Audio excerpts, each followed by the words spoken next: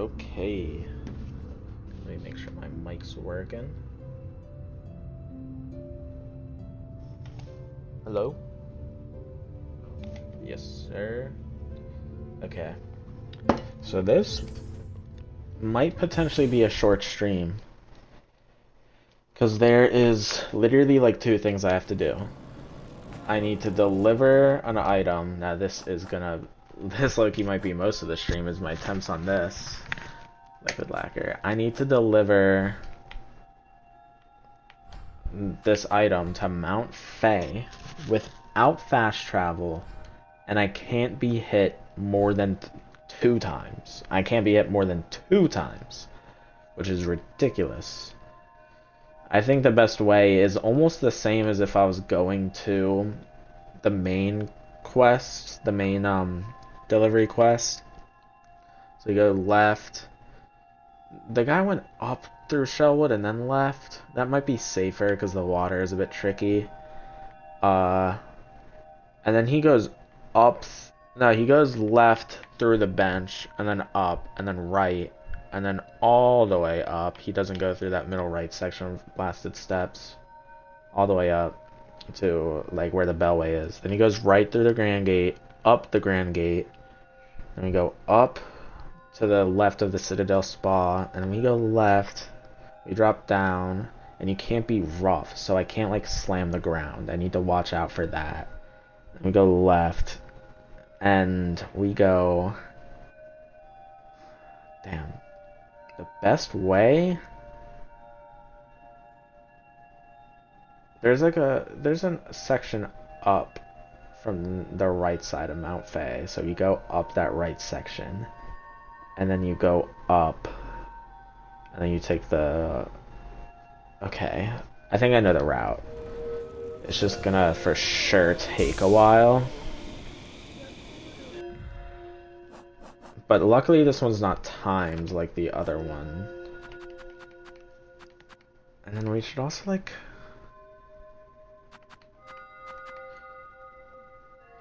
So yeah, I don't think movement speed is gonna help here. You know, I don't think really any of these might help. Honestly, probably Sharp Dart, phase through enemies, and also like... I mean, I don't need to be fast, so... but if I'm missing a jump, oh, yeah, Sharp Dart could be good. And I don't plan on these, so I want something like... that's gonna help me in protection. Like, not that. This is gonna be good.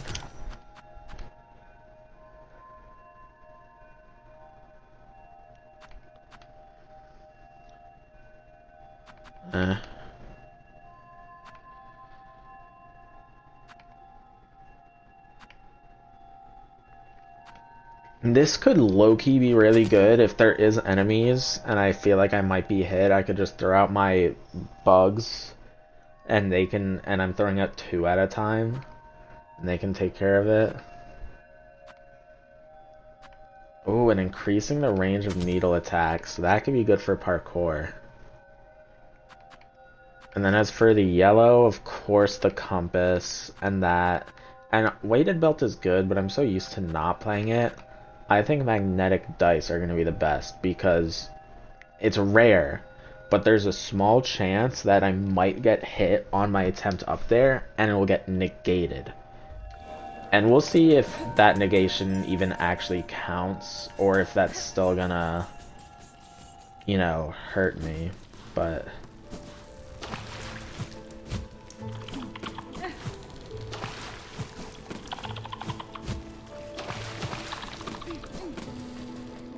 Bro, I have a band-aid on my fucking pointer finger. And it's low-key. What? That's bullshit, because... Okay, this is risky, but usually when there's a light... Never mind. Never mind. We're redoing that.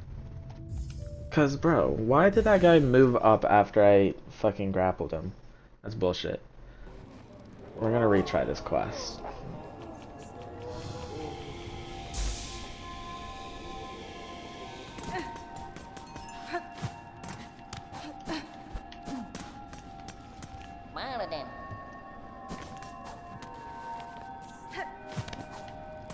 You want me to be safe?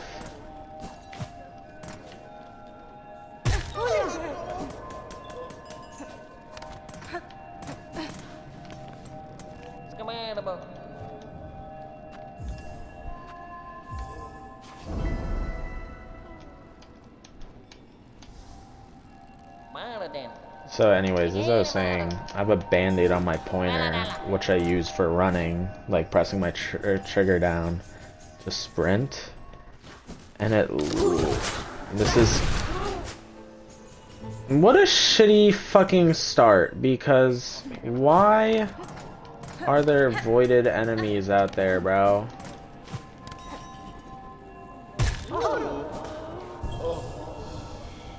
And how did that hit me? That was crazy. But no, genuinely. Why am I doing the run where they spawn out there?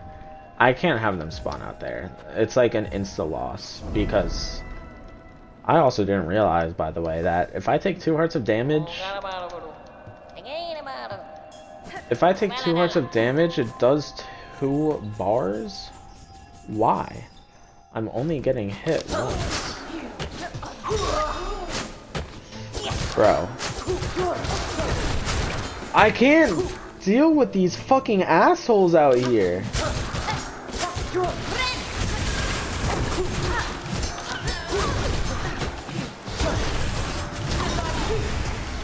What the fuck is going on? I can't tell what's going on. And these fucking assholes are just camping the outside.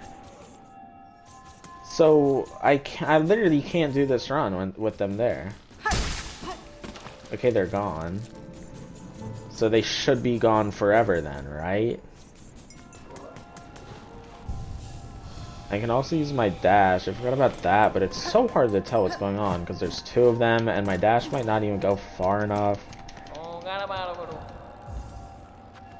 No, why would I want to deliver to fucking Sol Enclave? Survivor's camp, where even could that be? And one of them's probably all the way, oh my god, one of the deliveries probably is to the flea thing. That's why I'm not worrying about doing all of those since it's just random shit. I'm only worrying about this specific one because it gives an item.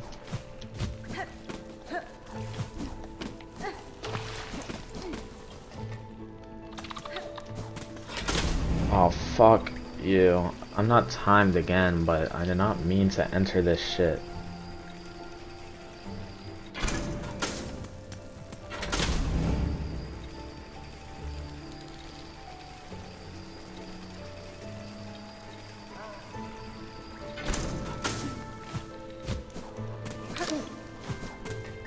Okay, there we go.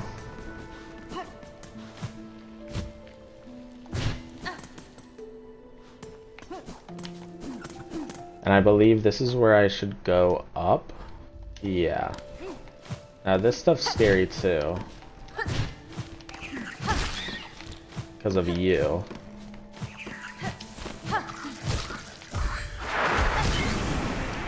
Like, fuck you. Why are you voided, bro?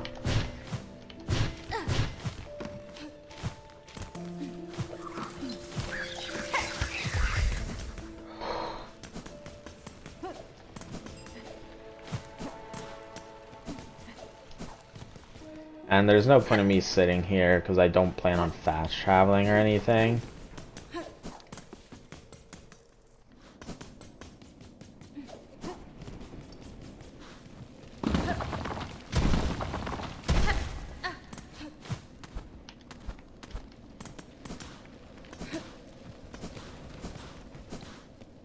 Careful for the spikes.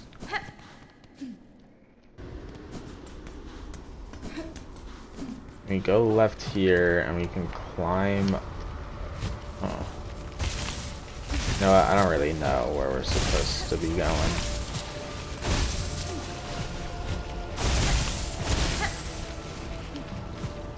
There's like no enemies on most of these.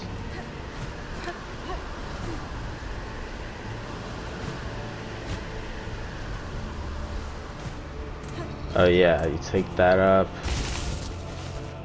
And you go up here.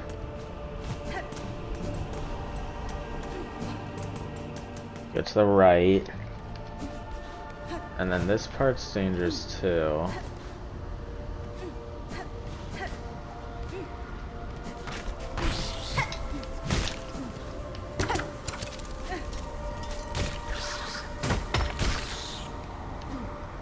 Low-key. This thing that there's 2 tools at is kind of useless because it still takes 2. It would be much better if it threw 2 out for free. I get that could be a little too OP in that instance then. Oh, I remember how to do this one. But at the same time, oh. I'm using the fucking slots that there are 2 tools out. And also I get the fact that it's faster, so that also goes into play.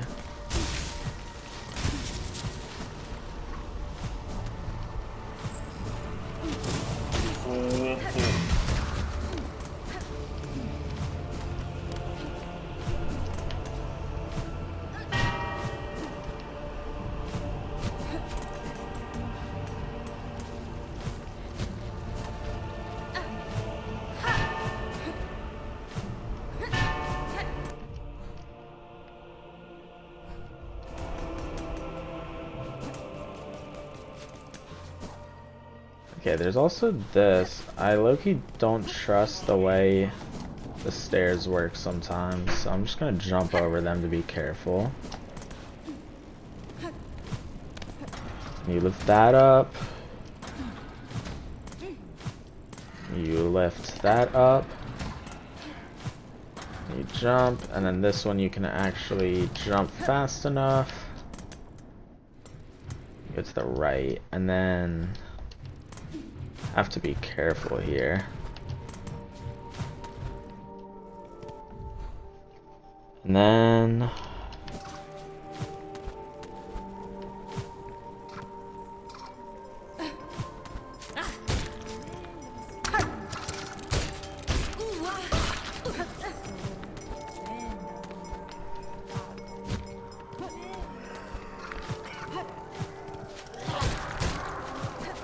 oh shit.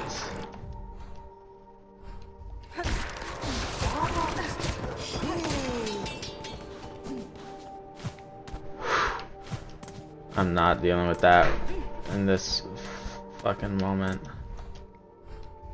That is way too scary. And we can't fast travel. I don't know if those, like, these work like the bell stations where they'll fuck it up. But there's not even a closer one anyways, so I don't think I should even worry about it.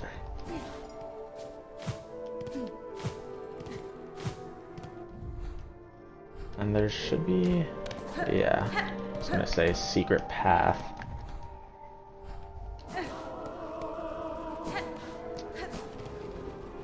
And look what we have here, bro.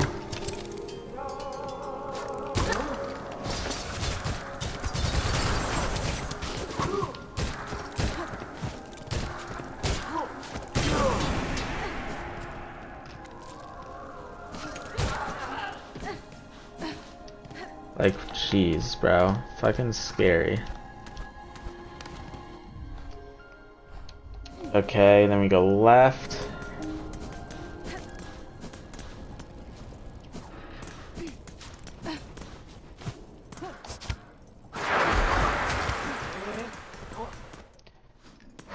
Not out of the woods yet. The bug people could definitely pose a problem.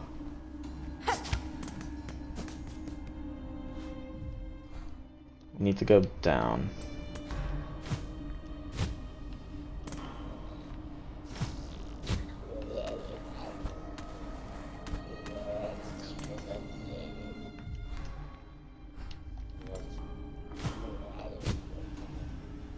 Is it just through here?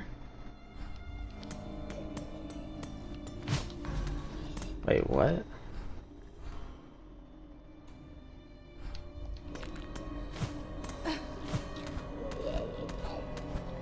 I don't even know. Oh, it's through here. That's right.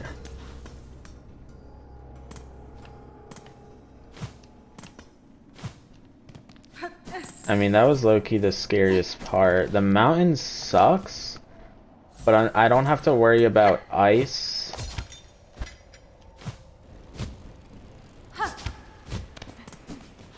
Unless I fucking failed that, huh? I don't have to worry about ice, and I pretty much shouldn't have to worry about enemies. Like, there's these guys, but most of them should die in one hit, and you don't really... You're not gonna really get hit by them.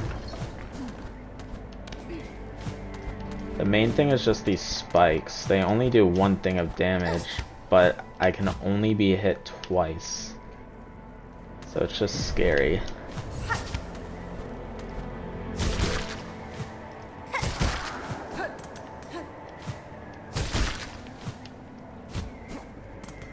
I forgot where I was going.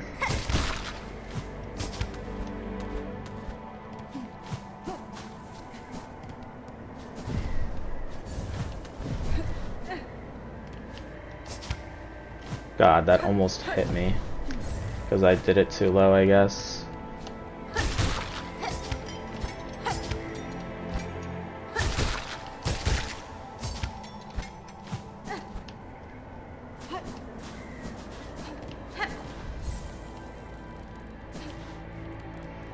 I can rest. I'm pretty close. Only thing is just far from a bell station. But I'm close. And having the no cooldown time between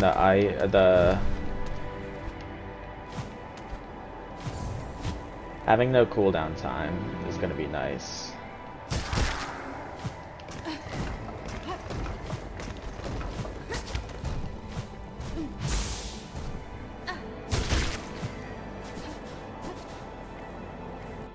I think I'm almost there. Yeah. Gotta play it cool.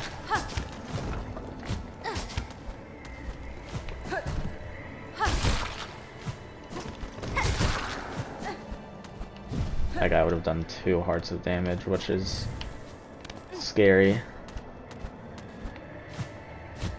And then I pretty much just go from here. Right? Yeah.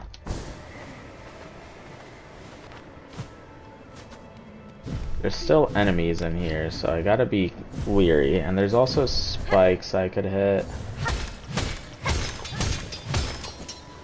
Oh, that's cool that these give things even when they're technically fully broken.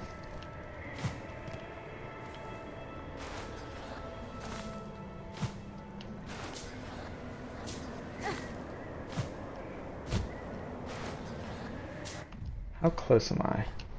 It's at like the very bottom, so I don't have to worry until I actually get to the bottom. Like, I don't think it's something you can miss.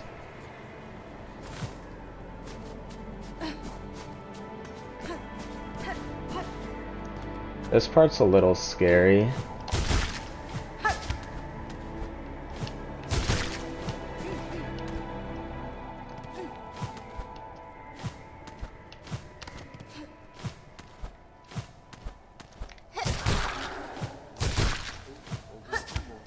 Woo! First try, look at that. Maker, I bring a delivery from Bellheart below. Lacquer for your long work. Good to see you, to protect. May Farlum's fresh faces gleam brighter. Jeez. That one sucked, but okay, say first try. First attempt that made it past the first room. Yeah, thanks. I don't really need them. None of my work, none of this king's craft, not now at least, but the deeper form, distant relationship, some form of Farlum and our old lagged stewards. Now to work the masker needed. Oh, okay. Oops. Do you have dialogue now that your mask is off and I have all the masks? No. Okay. Thank God that mission is complete.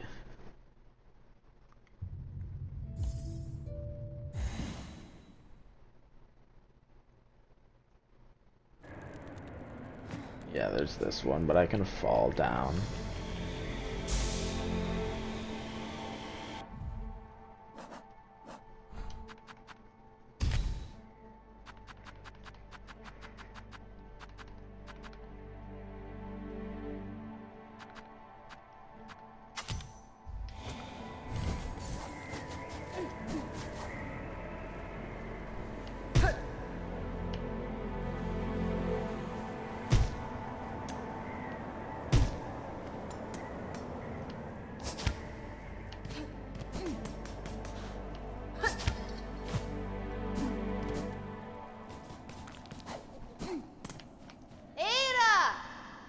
I'm gonna go back to Bellheart real quick.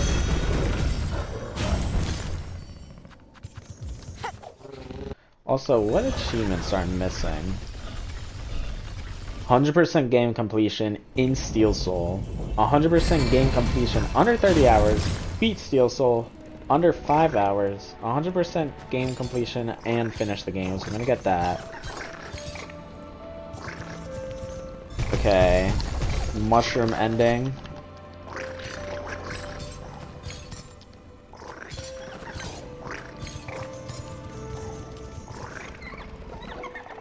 Okay, the cursed ending.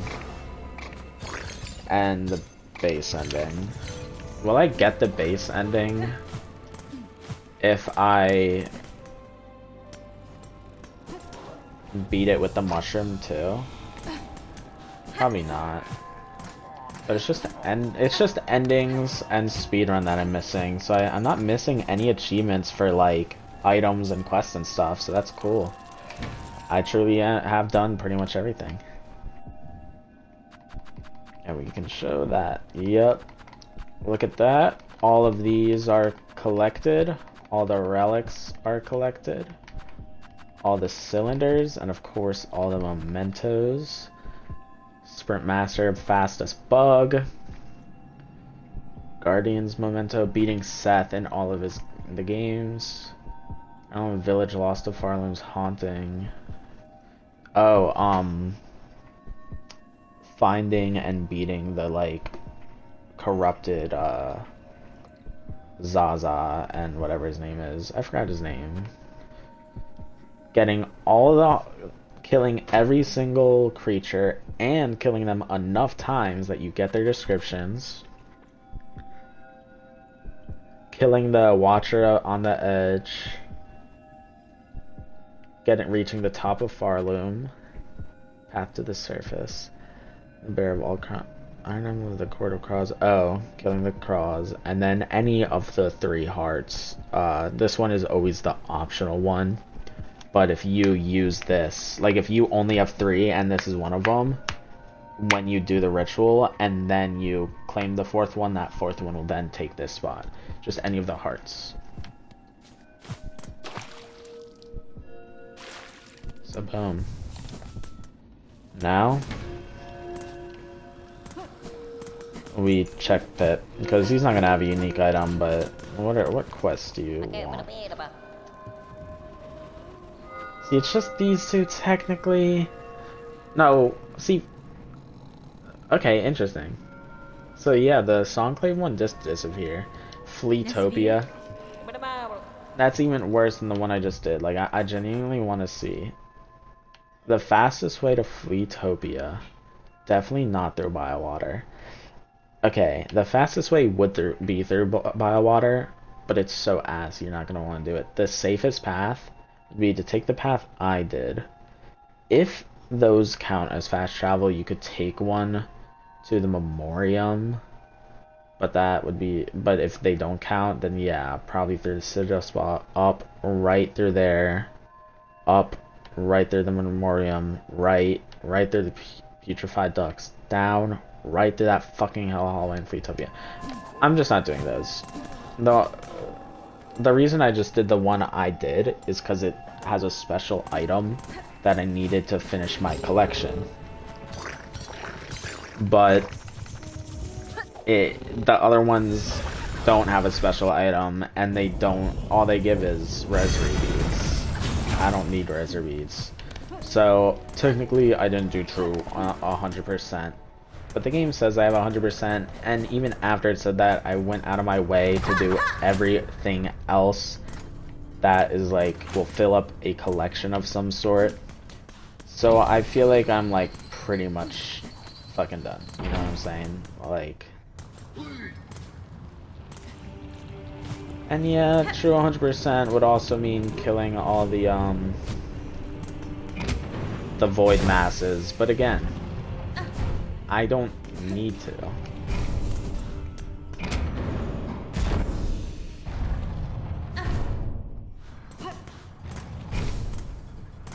Like, I'm sure, like, the void masses, killing them doesn't give anything. There's just so many for the specific reason of making it easy to kill 12 of them for that quest. They just don't want to place 12 specific ones and have you find those 12 specific ones. They just give you a shit ton so you can kill any of the 12 of the, like, kill 12 of the, like, fucking 30 there are.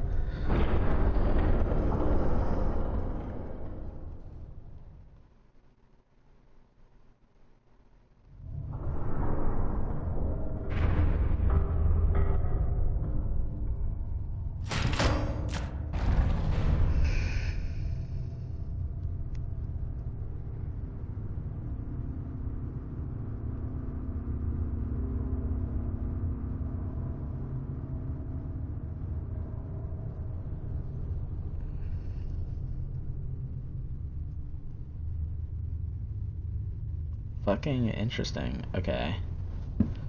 So, back to Gehrman and Zaza.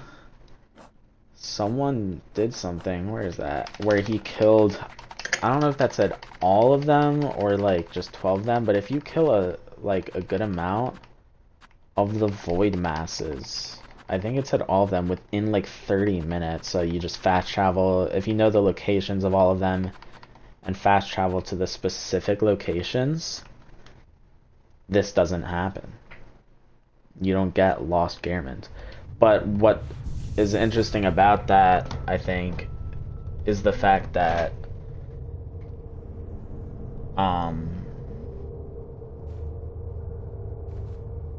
you miss out on the completion of your Hunter's Journal. So if you're speedrunning the game, no, because if you're speedrunning 100%, you don't need to do the Hunter's Journal. Oh shit. But if you're it just depends what you're speedrunning. Technically, for 100% of this game, what the game considers 100%, you don't need to do it. Technically, I already 100%ed the game, according to the game. Even though I haven't even beaten the final boss. Even before I finished my Hunter's Journal. Even before I got all the items. I think what the game considers 100% is all quests, all of these, like, all hunter tools and all quests, and that's pretty much it. Because I'm also missing I'm probably missing some of the map, but even if I'm not at this point, somehow, because there are so many nooks and crannies, if I'm somehow not missing part of the map, I don't see there.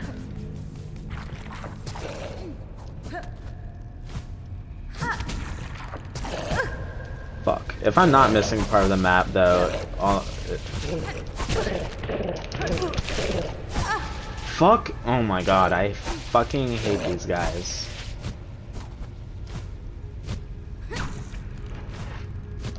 Ooh! I have no idea why that happened.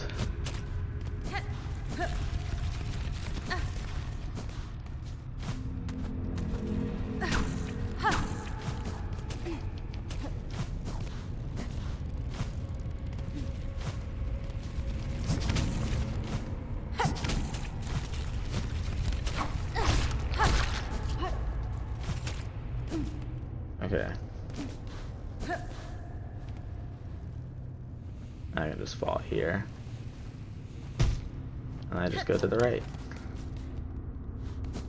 So this was literally the farthest I went. When I re-entered the void, because I went to this bench, reset the enemies, killed them a few times, and then left to get the memento, because I wanted the final boss to be the final boss. The end of my playthrough. The finale. Also have food on the way, and it's like really close, so I might not fight the final boss yet. But let's open the void up. Child, I hold the means to descend. Let us meet one final time, and quell this black ruin of our making. Tiquinera! Who are you hoping you'll find down there, Spider? An ailing child and a silk-starved beast? If so, I'm afraid we may sorely disappoint. What waits below is me no longer. Even if only your shadow remains. To release your mother's grip, my blade would see it slain. Then why hold even this moment? Surely terror hasn't suddenly claimed your hardened heart. Take the final plunge, Spider. Join us in my drowning palace. Let oblivion swallow us all. Oblivion may take you, child. My own life, I shall not sacrifice. I have survived the fury of your land, and I have borne its barbs and its blades, and I have seen wonder behind its dangers. But always, child, I remain a daughter of hollowness, and the void below all things, that darkness I will fear no longer.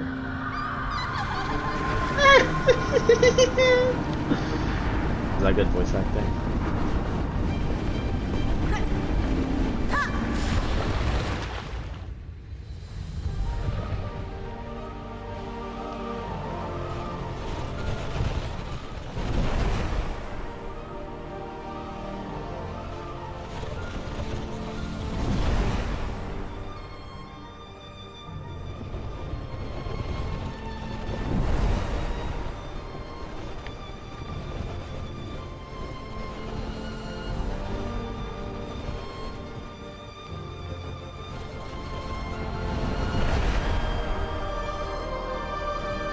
This is so fucking awesome. Yeah. And here's the cocoon, but instead of white silk, it's void.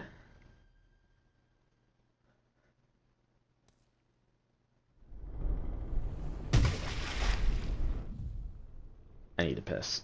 And my food's about to be here. Hold up.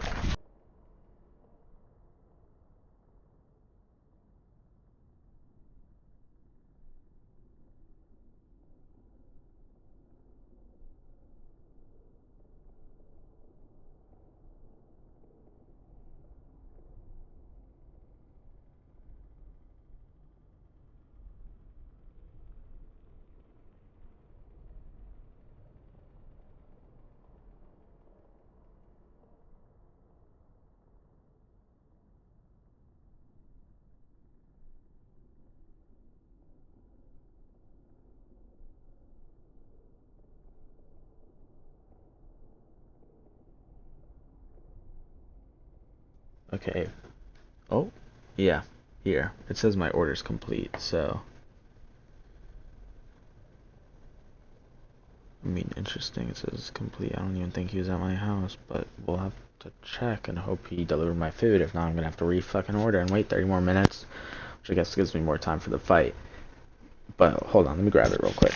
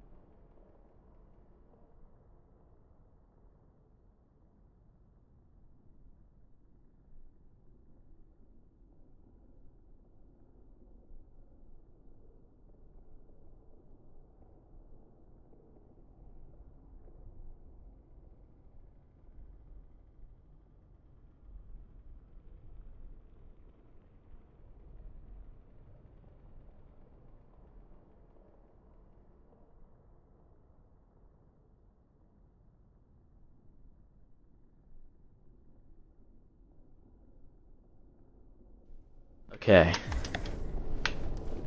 We're gonna leave this boss. I'm doing that so people who might be skimming through to wait for me to come back and see that I unpaused. We're gonna give this boss one attempt. And if I die, which I most likely will, because who beats a boss on the first try? If I die, then I'm gonna eat. If I win, then I'm still gonna eat, but I end stream. You know what I'm saying?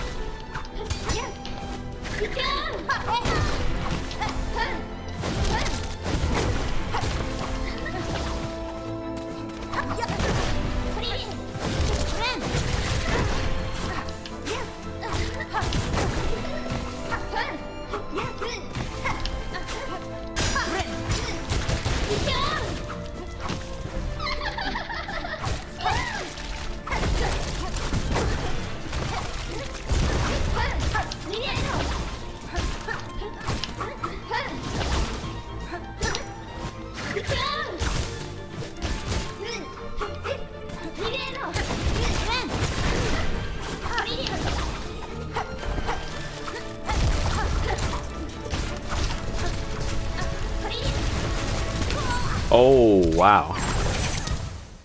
Okay. I'm assuming, because that was like a second phase, I'm assuming there's like a third phase, but hold up. I don't even think I did too bad. I was saving all my materials for phase 2.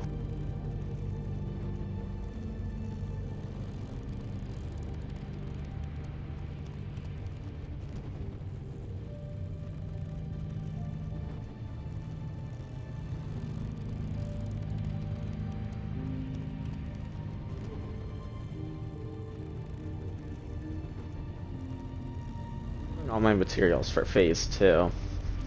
And I mean, I feel like there's probably like a phase 3, like that was phase 2 or 1.5 type shit. Hold on, my dog.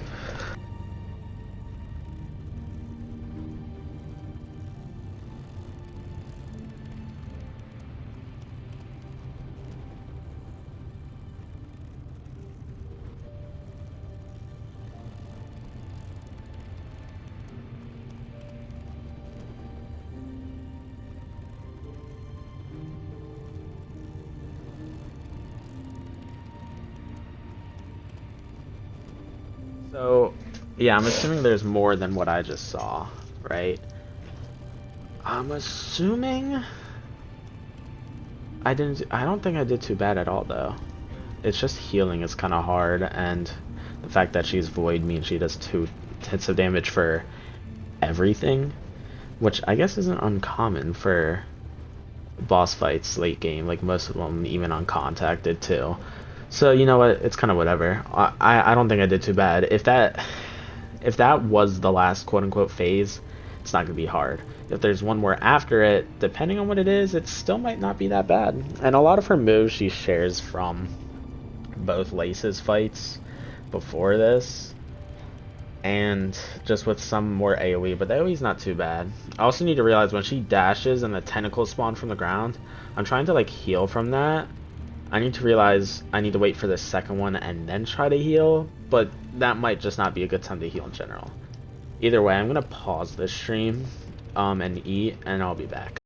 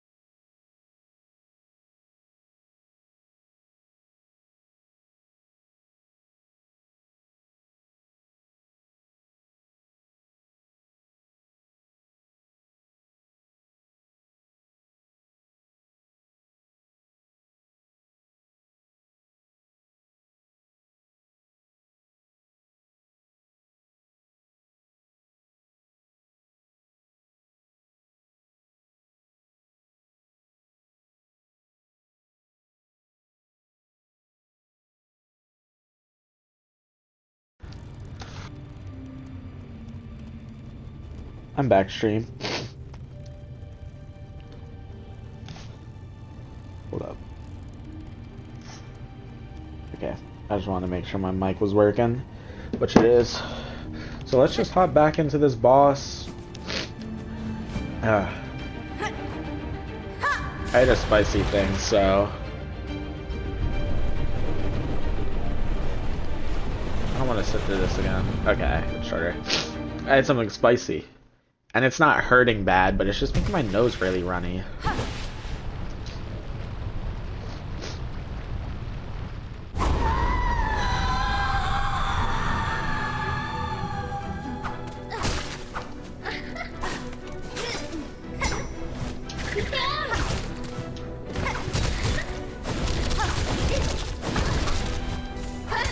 Three times? Interesting.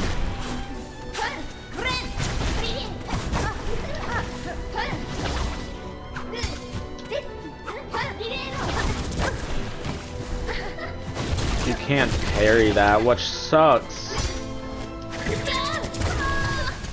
What? I literally dodged left. My fucking left toenail was hit by that. Damn, I like do well my first attempt and bad the second, but it also is annoying because I'm doing with the spice.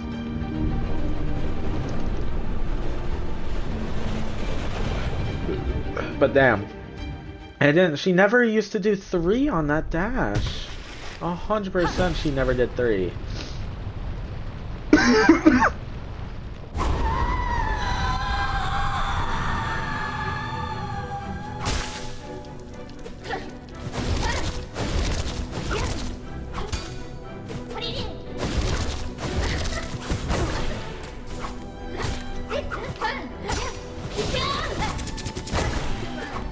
You still hit me?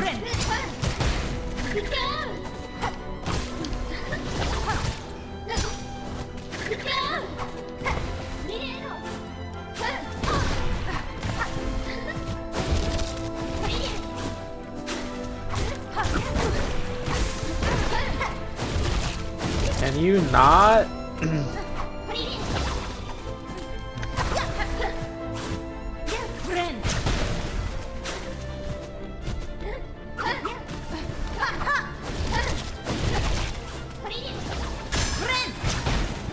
Wait, what? She did her spin up and then did a tentacle attack? That makes no sense. Normally if she does the diagonal tentacle attack from the air, she doesn't do the spin up. She just jumps up. If she does the spin up, she literally every other time before this in any fight, not even just this one, but also including this one, she would spin up and then dash down. So why did that one specific time she spin up change attacks to be the diagonal tentacle?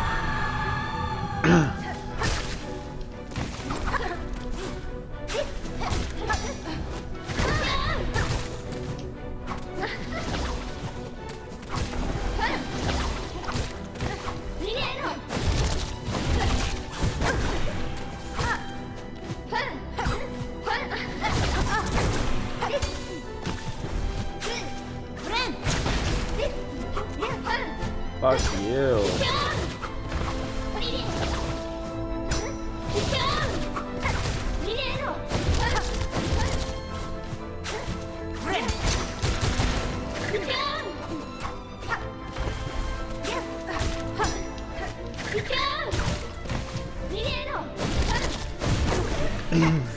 God damn.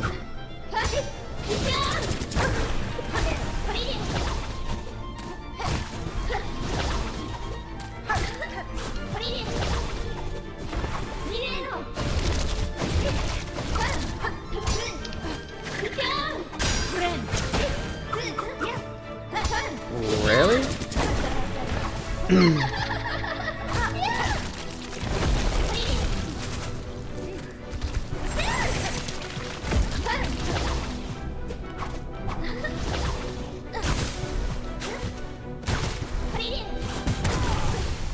Damn it. Okay. I'm learning this. I'm learning it.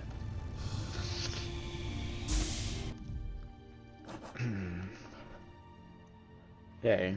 Fast heal. Extra heal. Double explosions. More healing.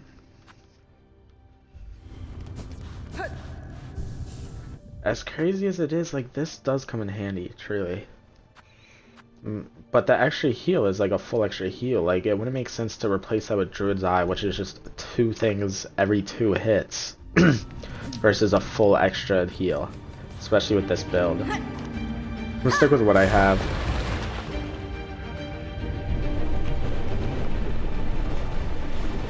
I think I got this. I got the phase 2. Learning her attacks. Whenever she blocks, I keep dodging back because that's how you dodge most of her attacks, is you attack and then dodge back. But what I need to do, I need to somehow realize she's blocking and jump up, and then depending on where she teleports, dodge left or right.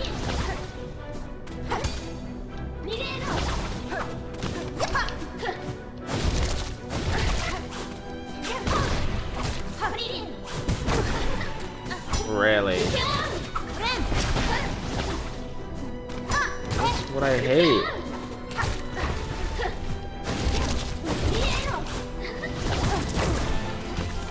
What? She's changing up mid-attack. And then that one definitely should have hit her, bro. I'm sorry. Like, what?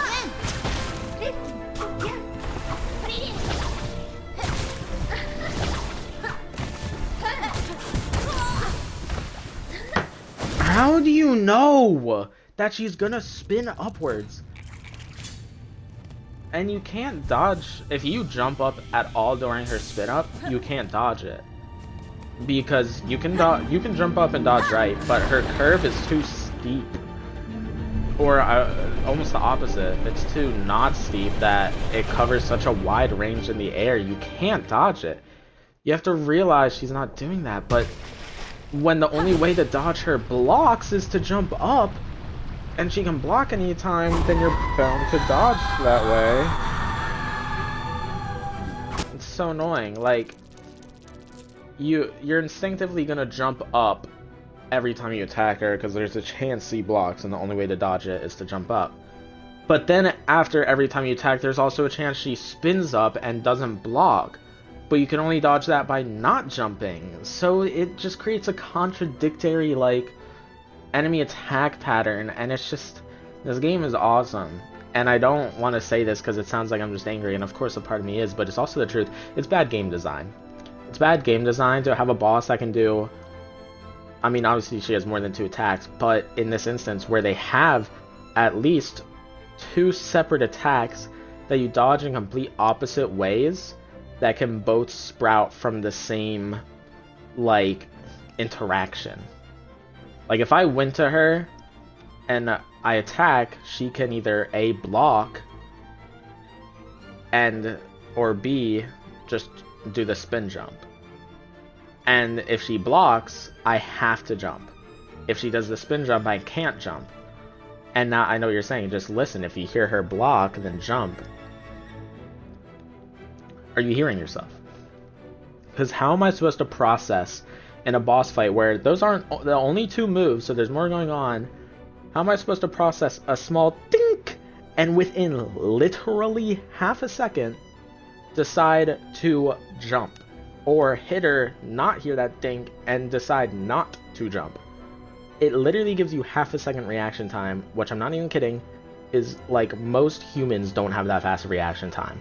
It is bad game design to have 2 attacks that you dodge in opposing reactions to stem from the same interaction with a reaction time that is superhuman, almost. Like, it's bad game design. If her attacks had half a second more reaction time, literally, like, 1 full second sounds like a lot, but what I mean is if they had, like, just a tiny bit more time between attacks, in that specific instance even, then it would be much better. Because most humans, like, it's exponential. The more time you give a human to react, exponentially more humans are able to react to it. Like, percentage-wise, exponentially more humans can react to things. So I just don't. I wish they just gave more time or didn't.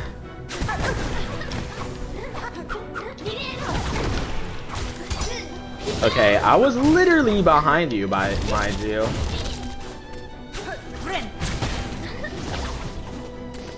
And she was literally in that range, so that I call bullshit.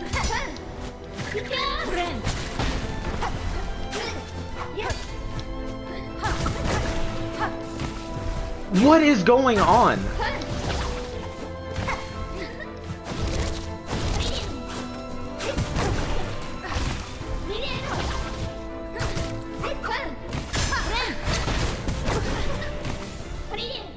She's literally entering my heal range, and I'm not damaging her, and she's not.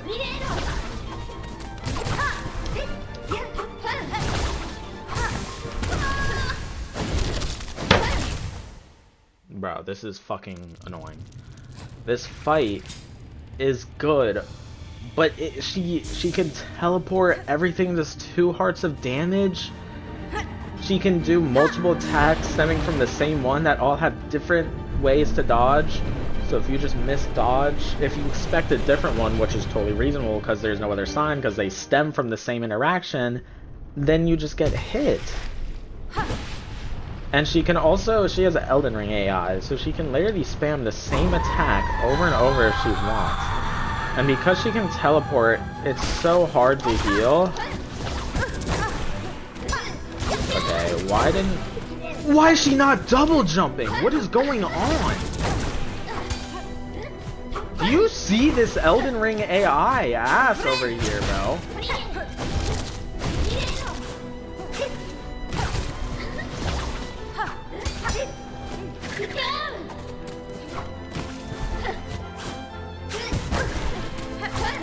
Oh my god. This is literally Elden Ring AI. She goes, tentacle, tentacle, tentacle. Literally after every fucking attack, she did the tentacle shit. That's what I'm talking about. It's Elden Ring AI.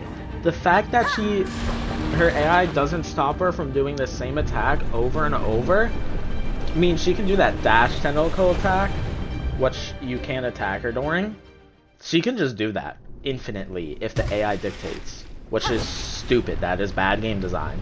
That is just bad game design. She can do that stupid ass tentacle attack, and you'll never be able to hit her. And even if you dodge it infinitely,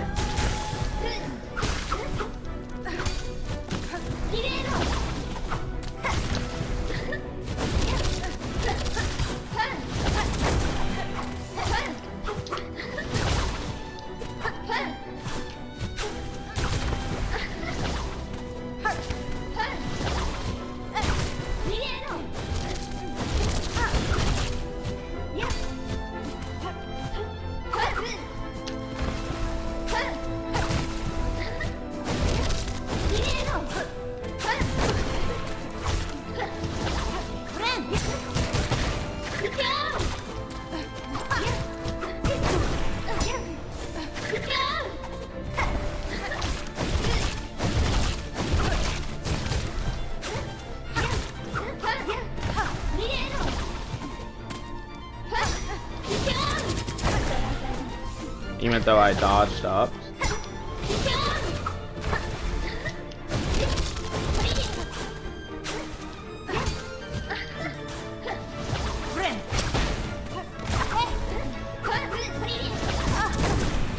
Oh my god.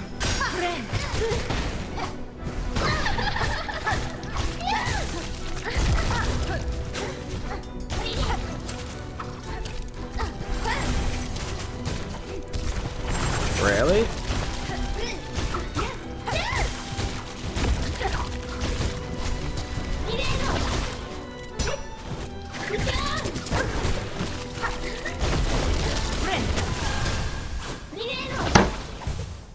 Okay, I was doing well, but phase 2 is so spammy.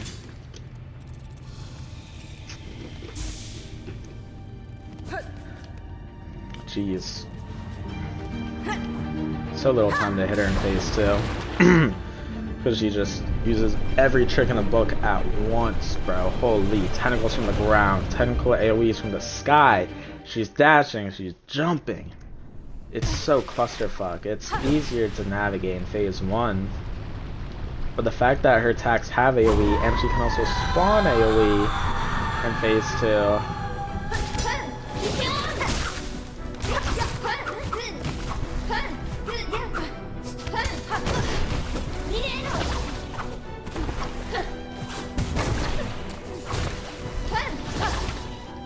I want to call bullshit. I want to call such bullshit.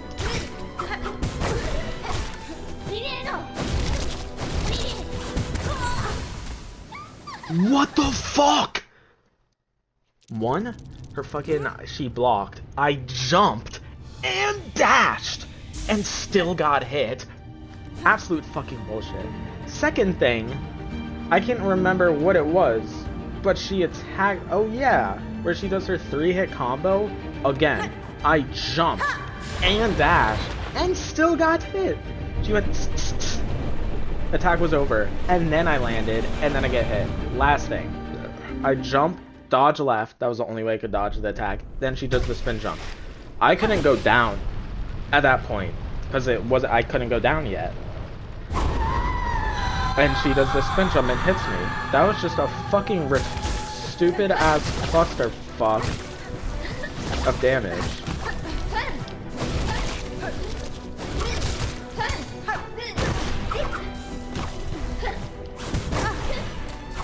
Oh my god, you can't dodge that! Oh my god, the sprint jump is low-key getting me killed.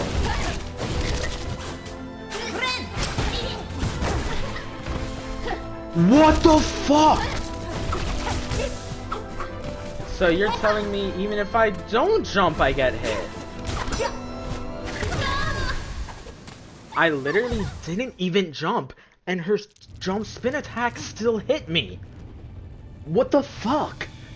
I literally did the correct thing to dodge it and still got hit. What are you talking about? Like, I'm actually like so confused how half these attacks are hitting me. I'm literally learning her attack patterns. I'm doing the correct way to dodge them and still getting hit. So apparently her spin jump attack, you can't dodge. Because when I jump, you obviously get hit. But when I don't jump, I still somehow get hit? What? I literally dashed away and was still hit.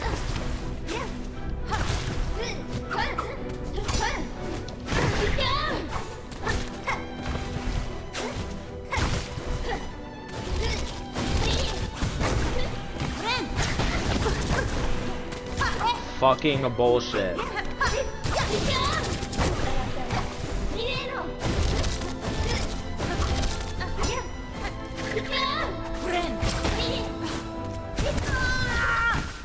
What the fuck?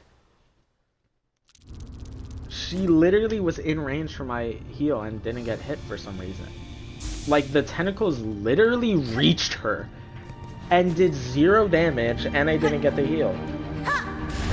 Why is my tentacle AoE small? Like, why is the design bigger than the actual hitbox? That's bad game design. And 2, why is it so small? In general, that's how I heal, bro. That's how I heal. And it's smaller, like most enemies. How their attack look is actually smaller than the hitbox. Yet for some reason, my tentacle heal AoE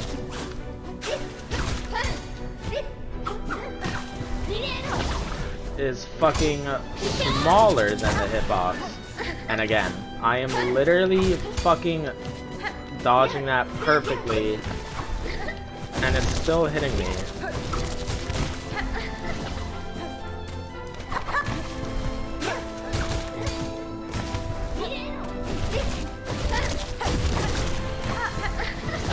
Okay.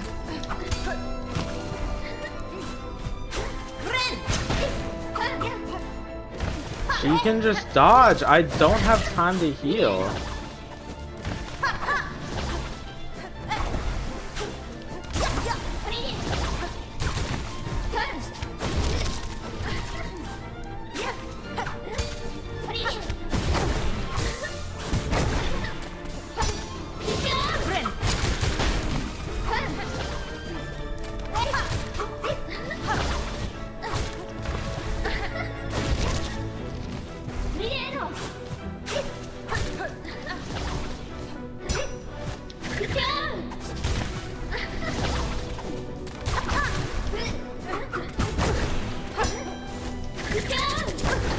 And she still hits me!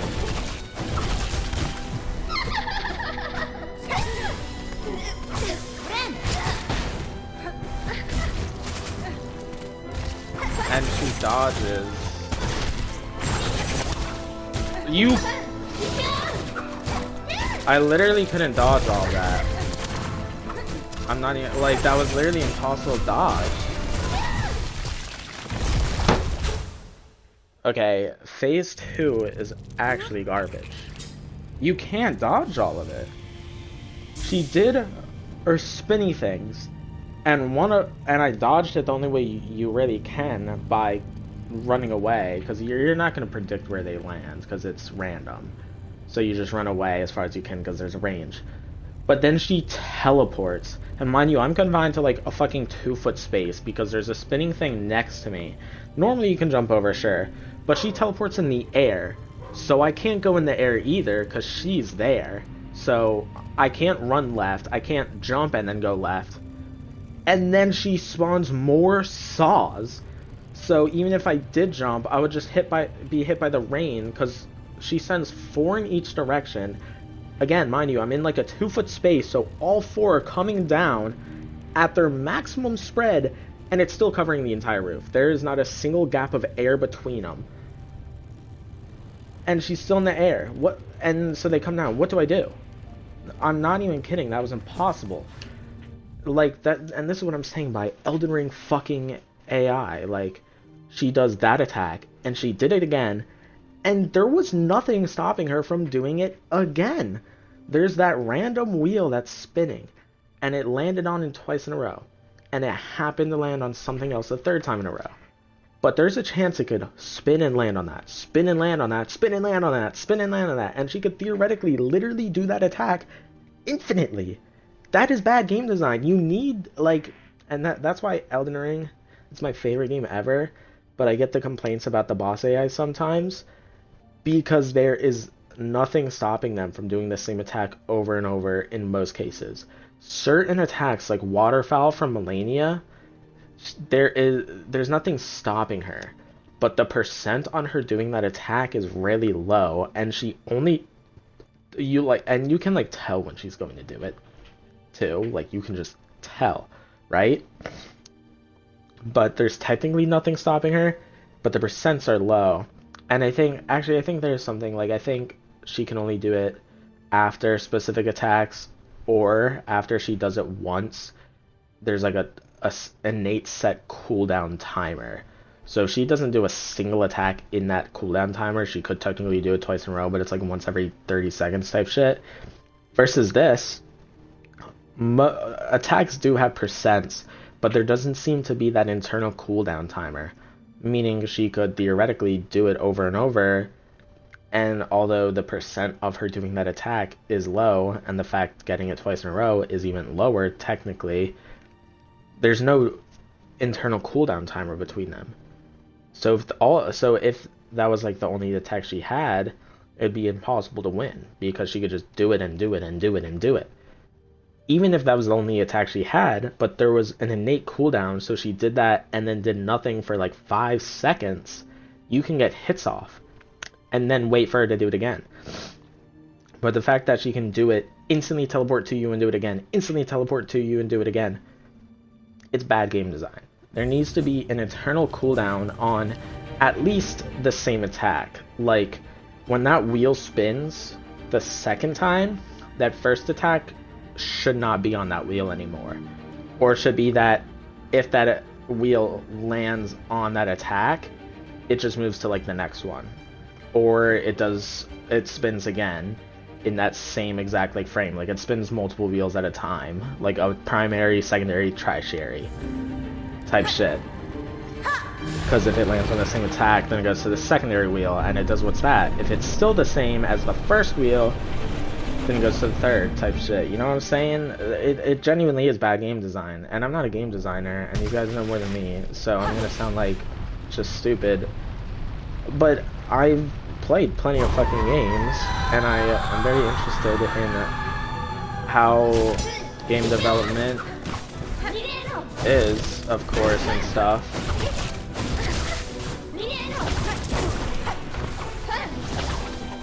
And mind you, she just teleported to me. And my guy is still in the air.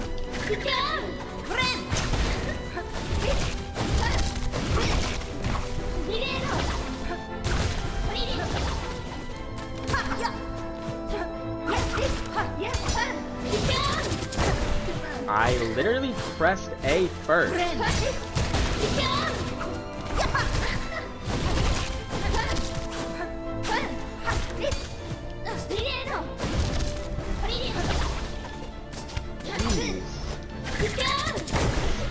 You fucking retard. You can't dodge that.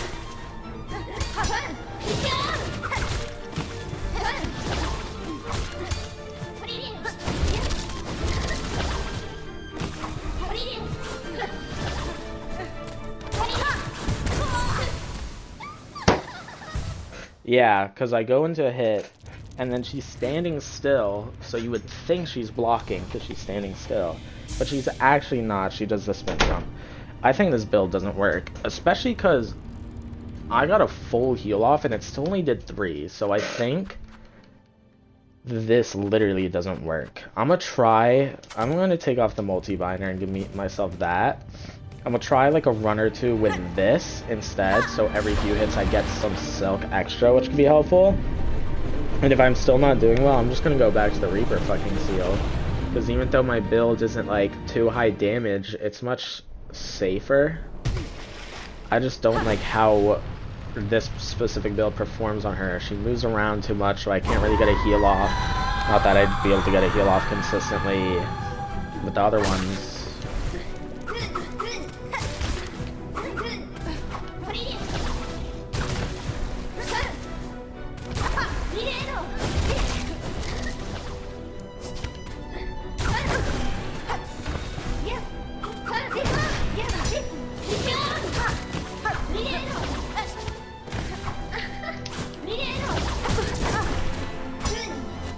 Like, that's what I'm talking about!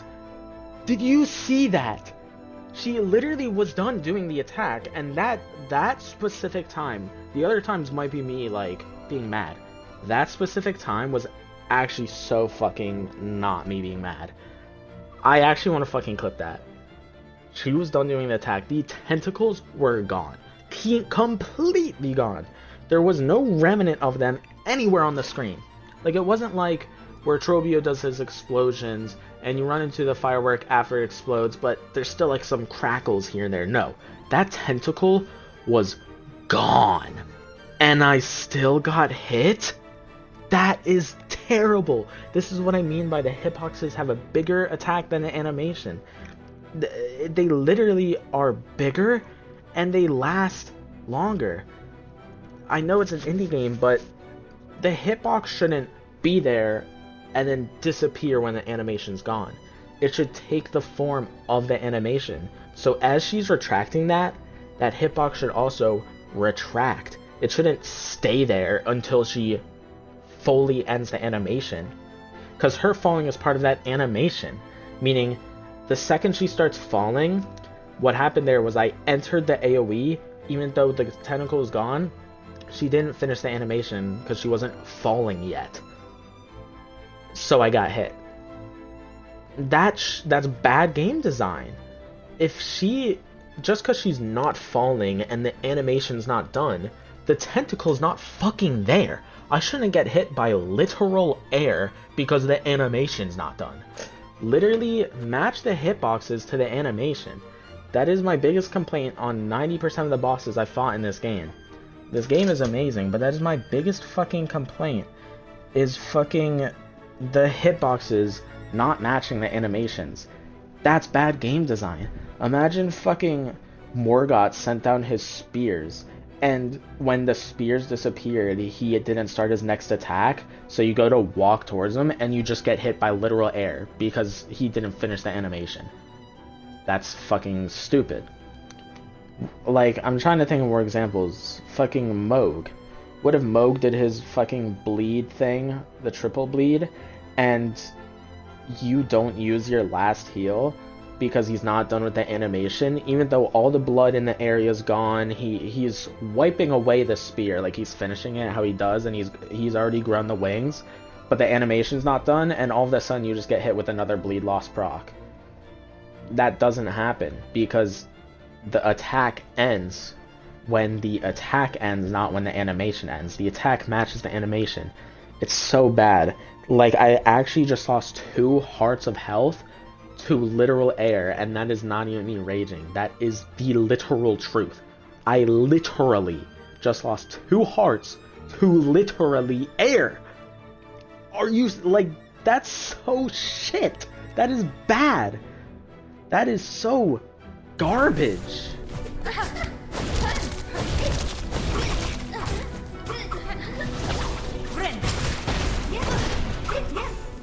Oh my god. And that's my biggest complaint about her fucking teleporting. Because I get a heal off, and I go to sprint the other way, and she teleports in the AoE, so I can't even see when she teleports. I'm still healing.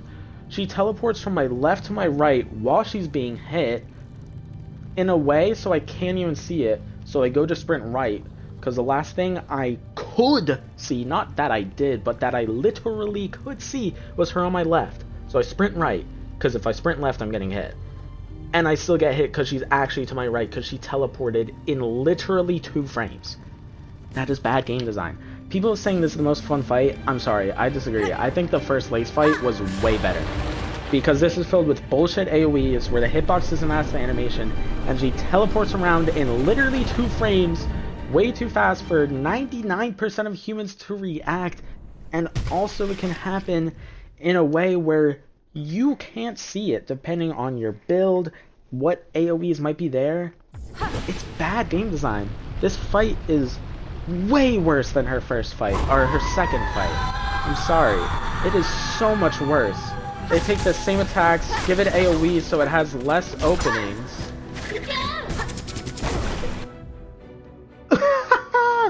I was in the air for literally 2 whole seconds, and she still hit me. I went jump, left, glide down, and she went da da.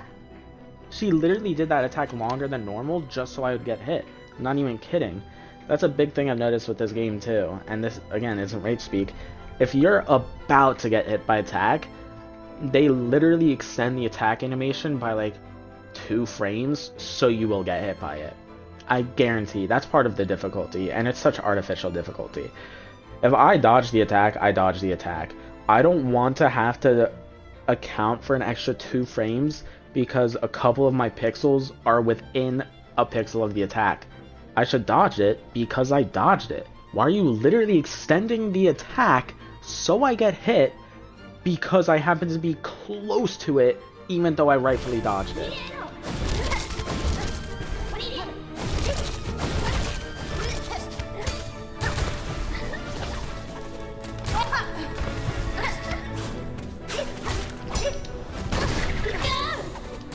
Undodgeable, mind you. Undodgeable, mind you. Undodgeable, mind you.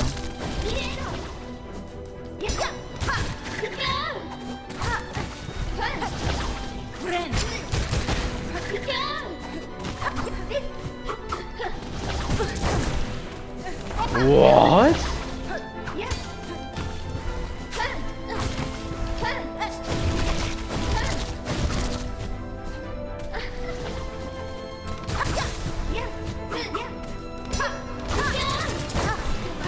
Undodgeable, mind you.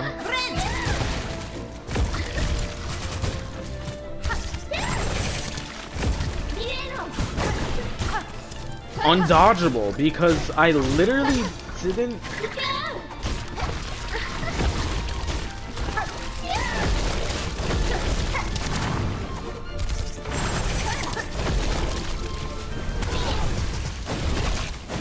And she just teleports, bro. And it fucking is so stupid too. Because if she teleported...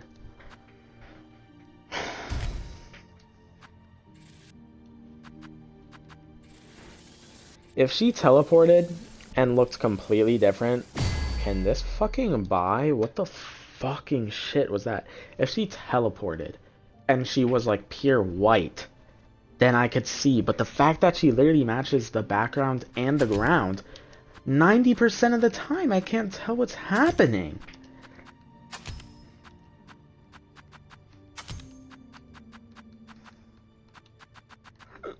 Where's the one that throws out 2 at once? That's you. We do quick bind. And we do this. And do we really need that? I don't think so, right? Like, what else could we do? Is Poison Hunter Tools yellow? No, it's you. So how does this work again? Up and B. But that takes... Oh, it binds, it heals me and uses it. That's pretty good. This is like the most broken build I know. It's literally just poison and fucking cog flies, and you just spam them and road spikes. You barely need to attack. Well, you barely attack, not that you barely need to. And I'm also using 2 at once.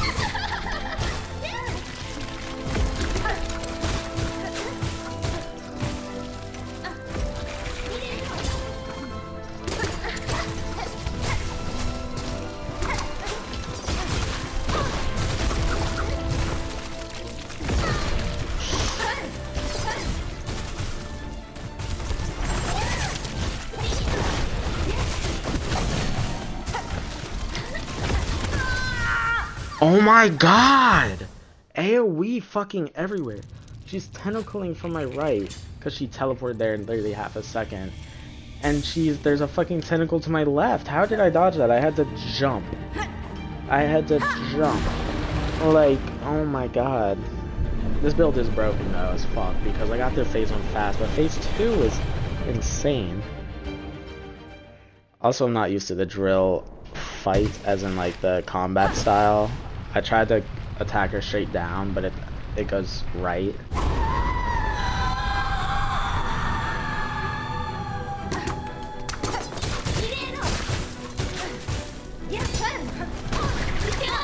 Oh my god.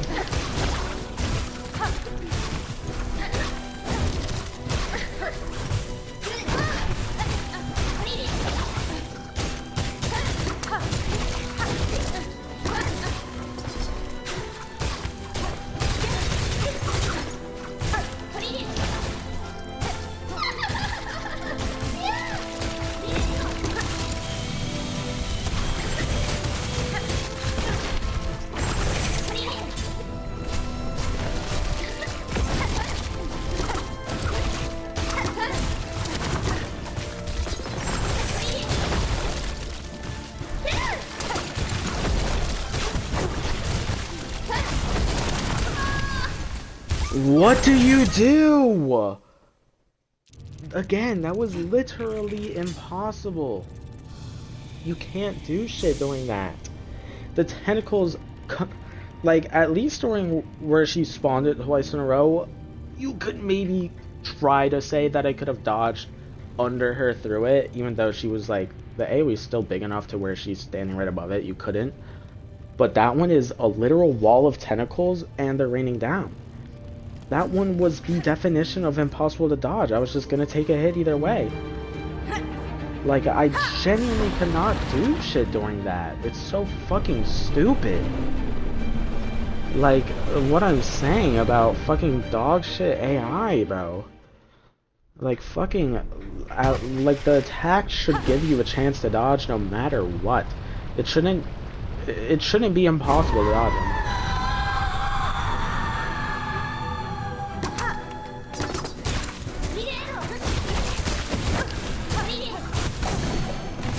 I am literally... Can you not teleport?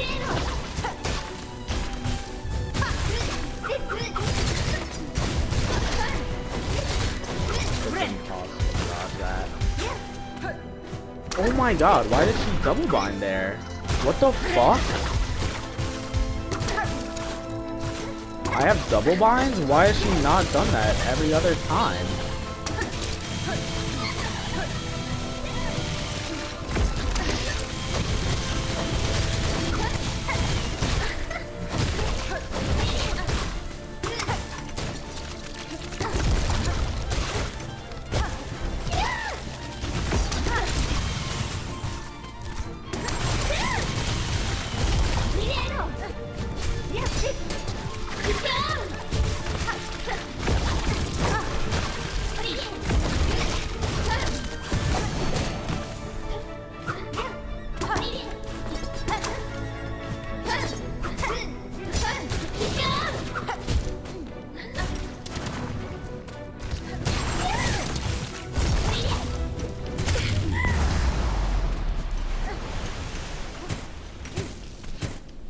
Please.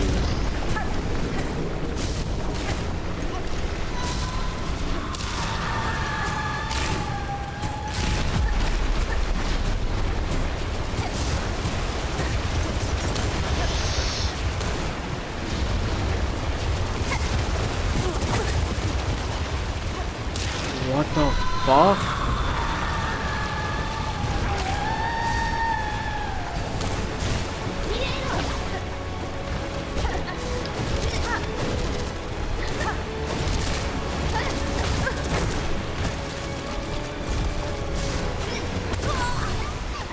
This fight is garbage! There's a third phase, followed by 2 huge AOs. I'm sorry, this is the worst fight in the game. This might genuinely be the worst fight in the game. Holy shit. Oh my god. I didn't realize this fight could get any worse. I knew there was going to be a third phase, but... to genuinely have a third phase after that. If it had a third phase, and phase 1 and 2 were short, sure. But the fact that phase 2 is longer than phase 1, has bullshit AoE, phase 3 starts after having 2 room sweep AoEs that are almost really hard to dodge, and it's the same as phase 2, but faster? Phase 2 already had attacks that required literally 99th percentile of human being fucking reaction time. Phase 3 is faster. You're genuinely giving me shit that is like almost 2% of... I mean, 99% was also 1. You're literally giving me shit that, like, genuinely 10 fucking people in the entire world could possibly react to reasonably. Like, what the fuck? This fight is garbage. I'm sorry to anyone saying this is the most fun fight in the game, because I've seen that a lot. This is so bad. This is not the best fight. Original Lace, or, like, Act 2 Lace was 10 times better. She had AoE, and she had a lot of attacks that were hard to dodge and required fast reaction time, but it was reasonable.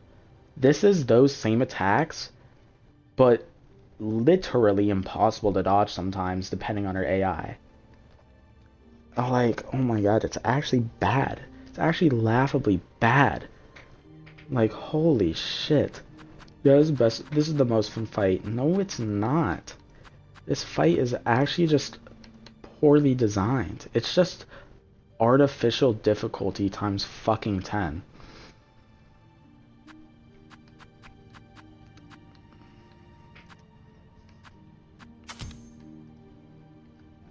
That's why I had the fucking double binder, not the fast binder.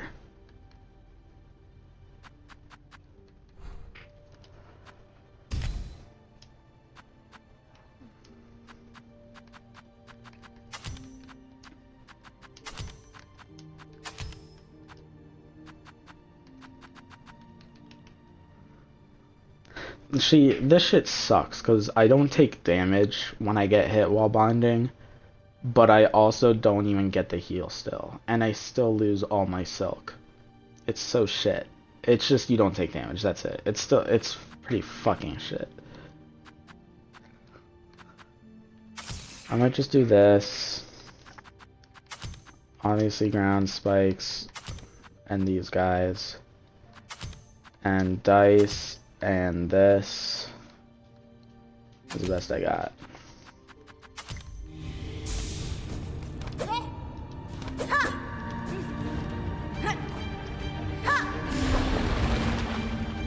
Like, I'm not enjoying this. I enjoyed Phase 1 a lot.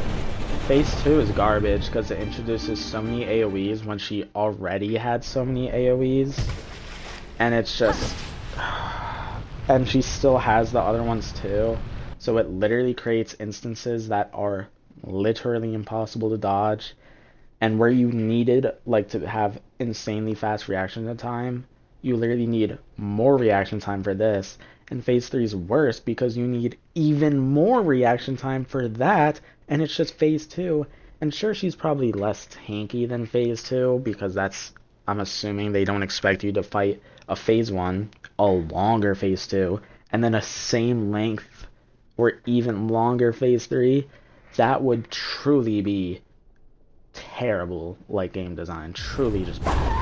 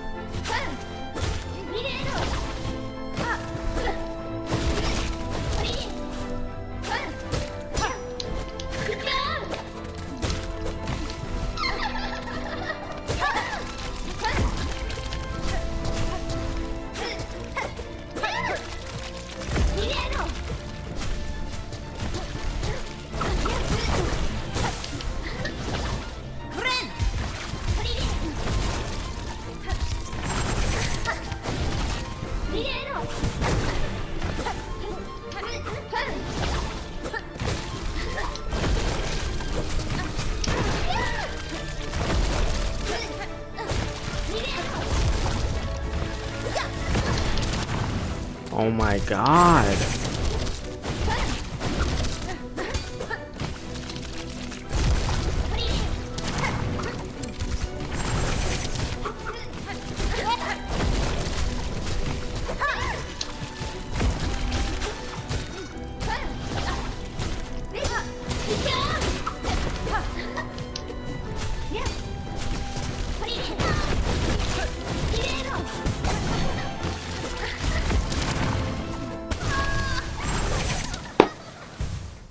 Bro. This is what I mean. Phase 1, as I was saying, I almost did that, like, flawlessly, I feel like. She just does a lot of damage, so I took a lot of damage, but I didn't actually get hit all that much. Phase 2, I hit her like 3 fucking times and died.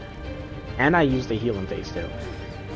This is what I mean, bro. Phase 2 is so much worse than Phase 1, and Phase 3 is just Phase 2 again. Like, I genuinely don't think it's good. If it was just Phase 1 faster, and Phase 1 even faster, maybe. But it's Phase 1. A second phase with AoEs. And then a third phase that's the second phase again faster, and second phase is longer than first. Even if you hit her, I think she genuinely has more health in second phase.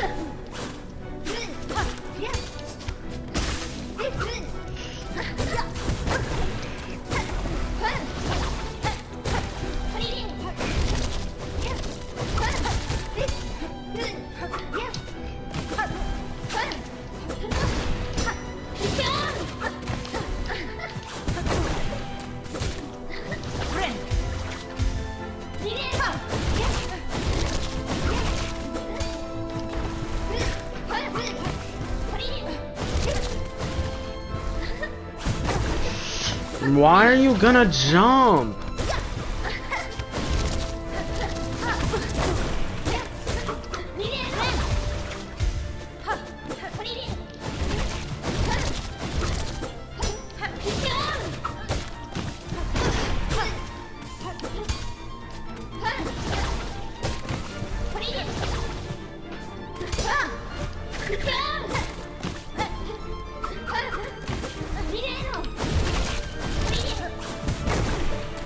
Bro, this is what I mean. She does the fucking...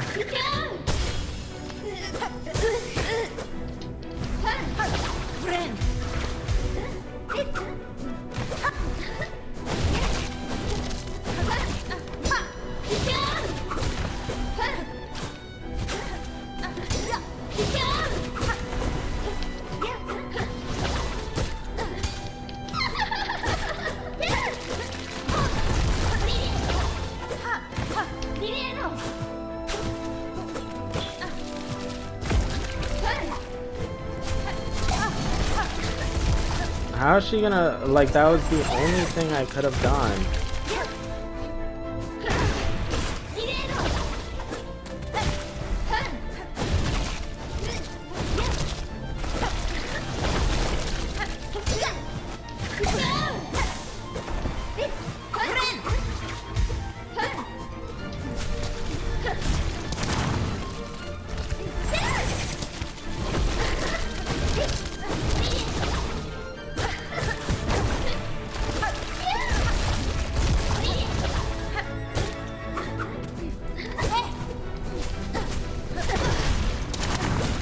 Where'd that come from, bro?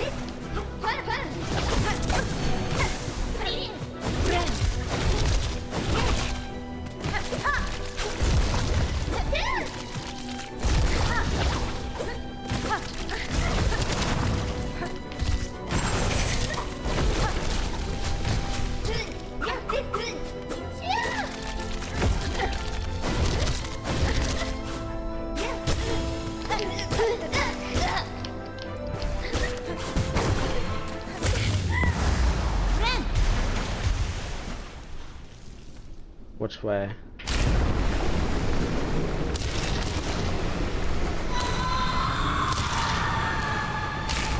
I don't know which way the AoE comes in. Does it always come from the left first? Yeah.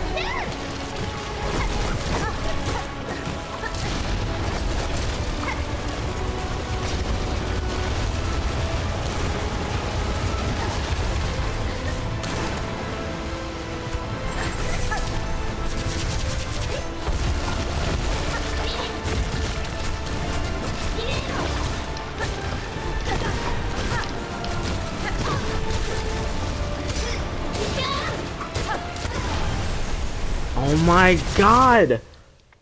What? She has 4 phases! I'm sorry, bro. What? This is so bad. Phase 2 I'm getting used to, but I still don't think it's great. Like, I did well, but there's still so much I'm just like, nah. And I thought Phase 2 was going to be the same. Or Phase 3 was going to be the same, but faster. I was like, okay, I dealt with Phase 2. I could deal with this. She adds a room sweeping AoE. Another wide AoE that's almost... It's not room sweeping, but there's like 4 huge cubes. And she teleports less, but it's also like she can teleport faster after an attack, but she does do it less, I guess.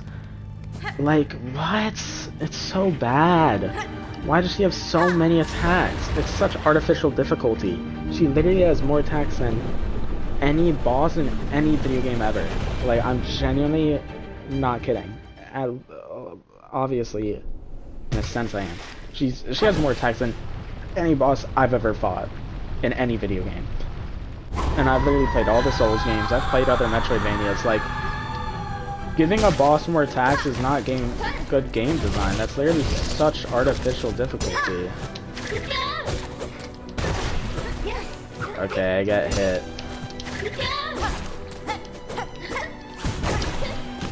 Oh my god. Stop fucking...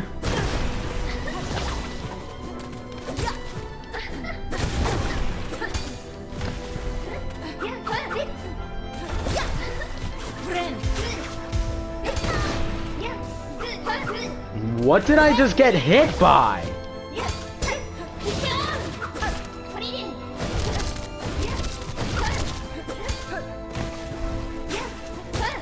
She's blocking too much.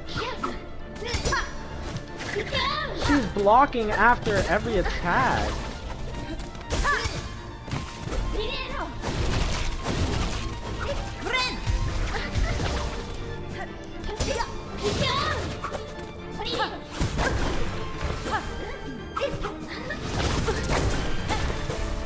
Literally can't predict.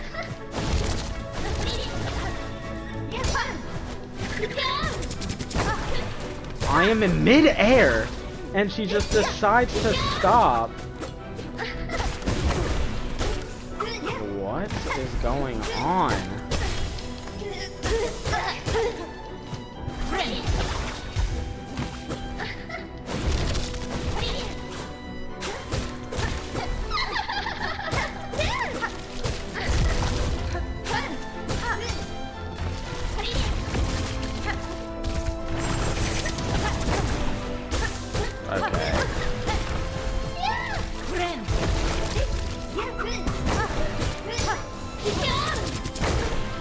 What the fuck?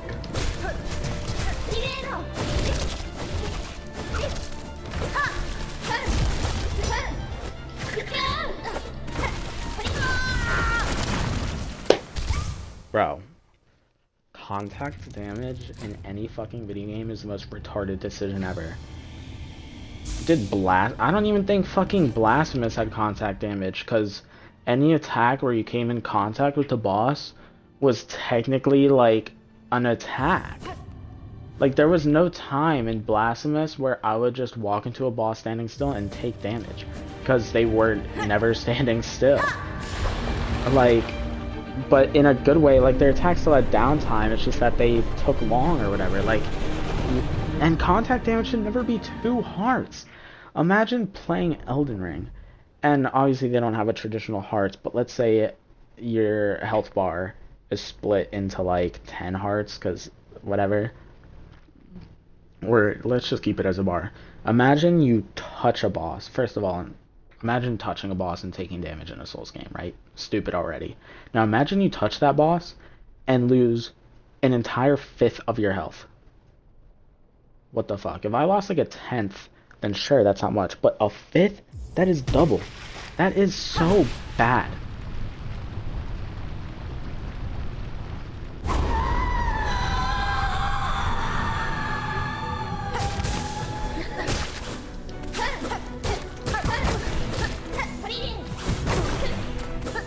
Again.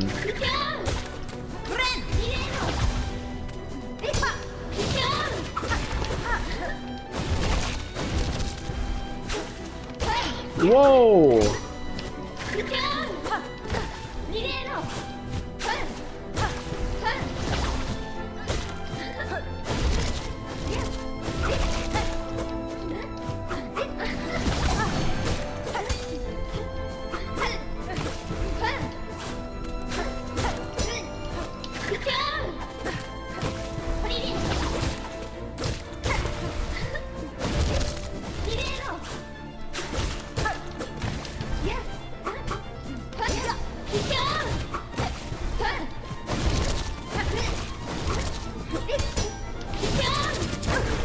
I literally jumped.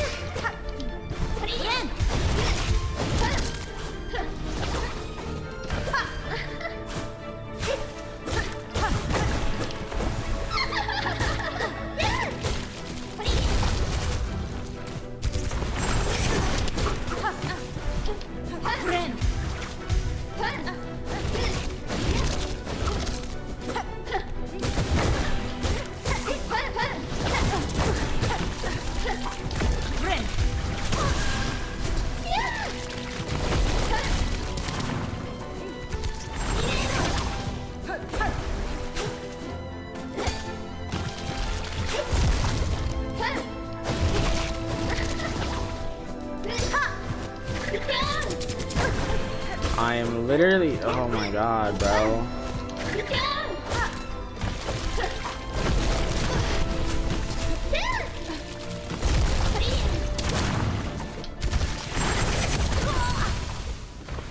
What?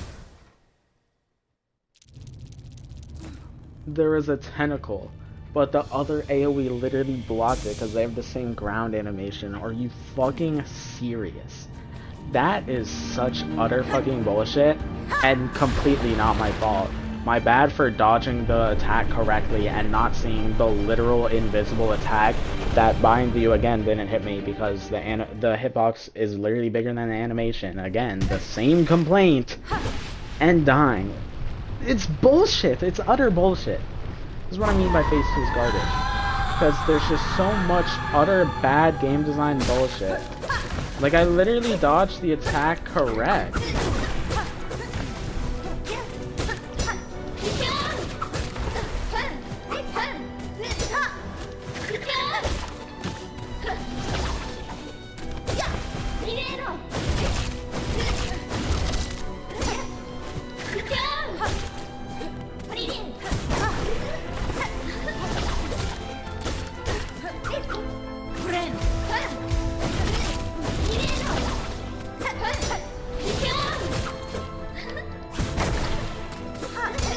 I was behind her.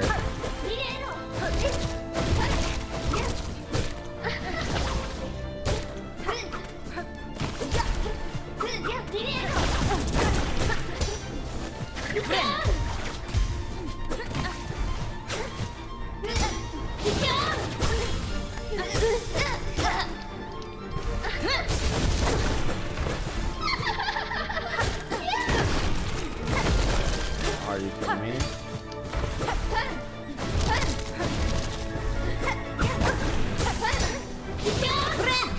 They literally dragged me down into it. Are you kidding me?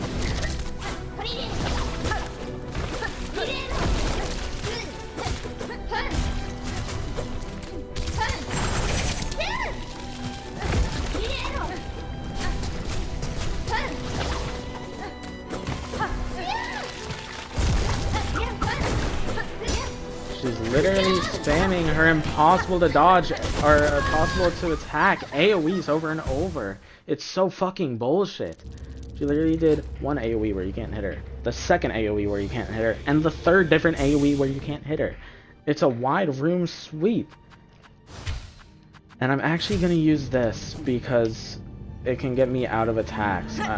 Like, I realized one instance where I can use it, that could be good. But maybe not, because then I use it and I hit her, but then she just turns around.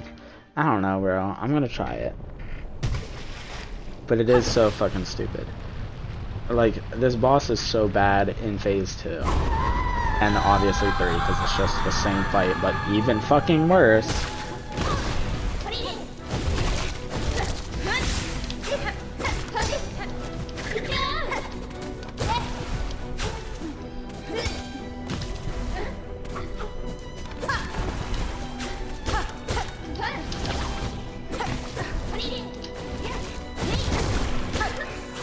And so no, you can't use that attack.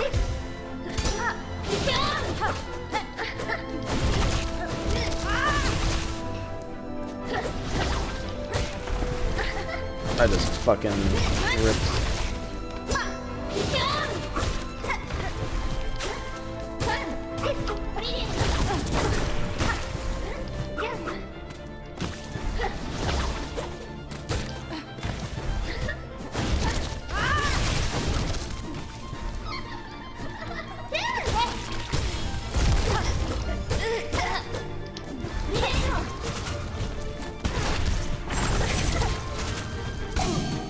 Are you kidding me? This is what I mean. Look! 3 in a row!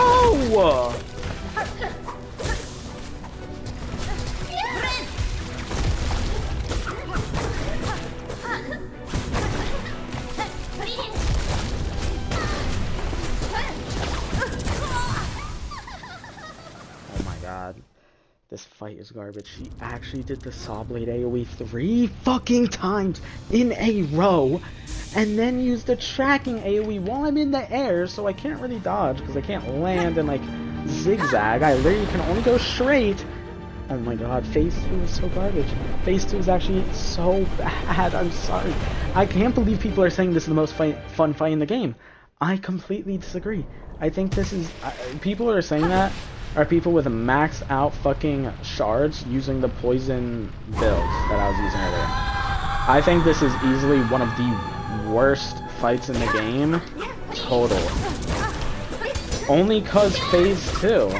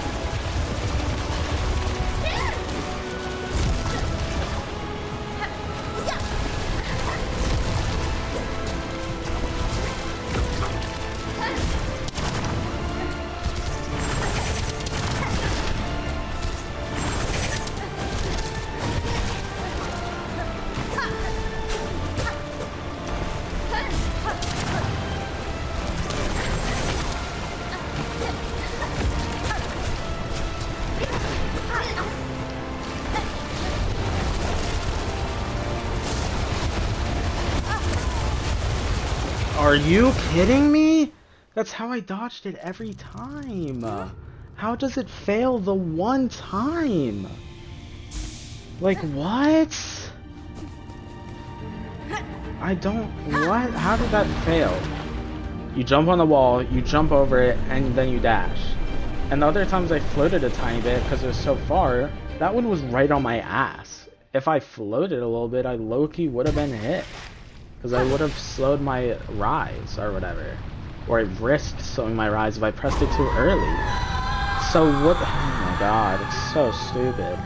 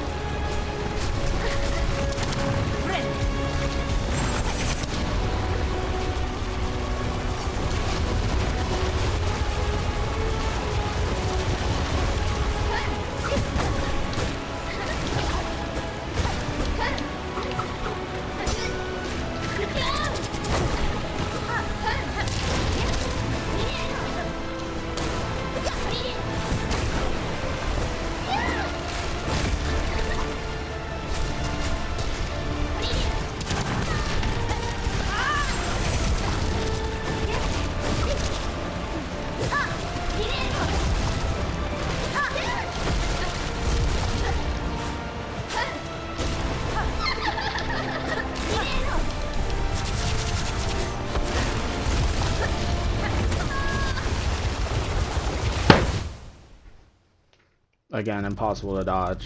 I dodged right, because if I dodged left, obviously I would have been hit by the giant fucking void saws.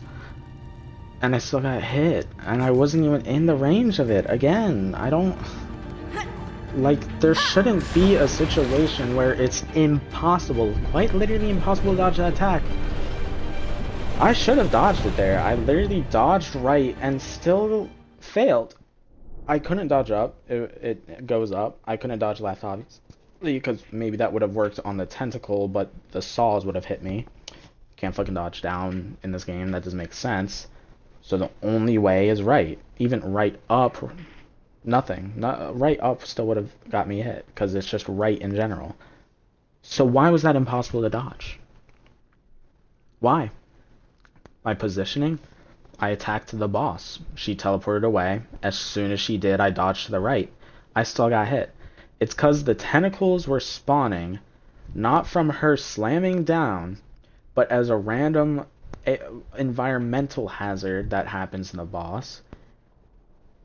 And that's stupid.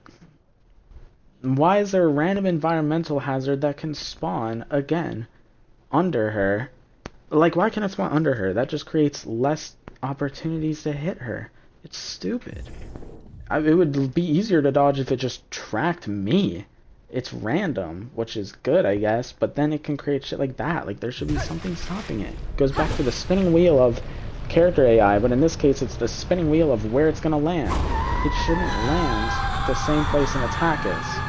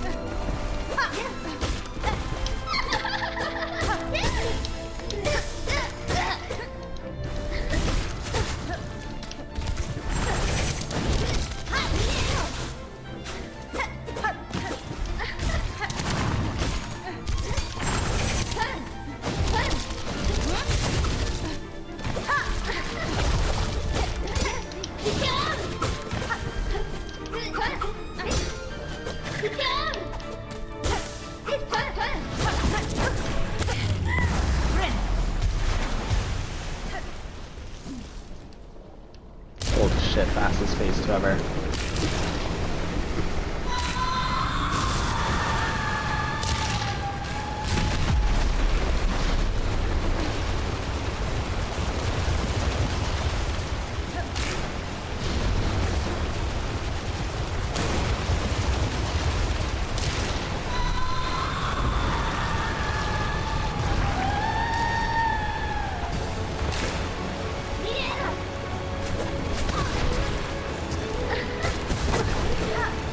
That was a bit unfair, don't you think?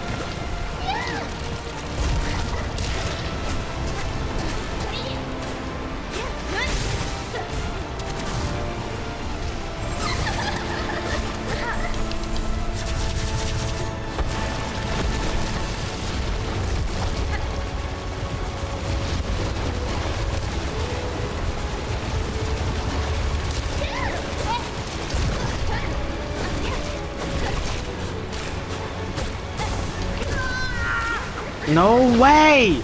Why are you teleporting? I couldn't dodge left because there was still tentacle there, so I teleported right to build space. And she I dodged right, and then she teleports there. Teleporting is so stupid in a fight when there's no exact location where she can teleport. It's bad game design, because she could teleport anywhere. Like, at least give me a sign that she's A, either gonna teleport, or B, where she's teleporting. It's bad game design to have a boss that can teleport whenever and wherever she wants, as much times and as fast as she wants. It's bad game design. Like, this fight sucks. By a game design perspective, this fight sucks. I'm sorry, it genuinely does. Phase 1, not really. But phase 2 and 3, 100%.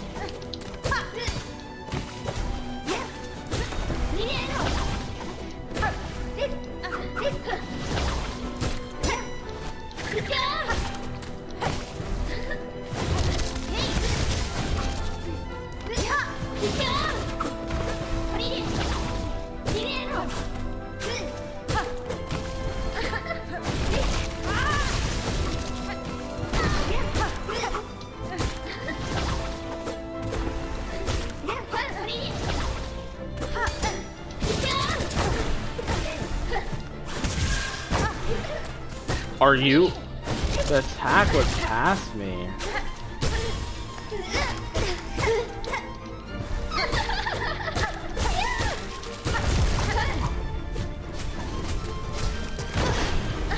Get away!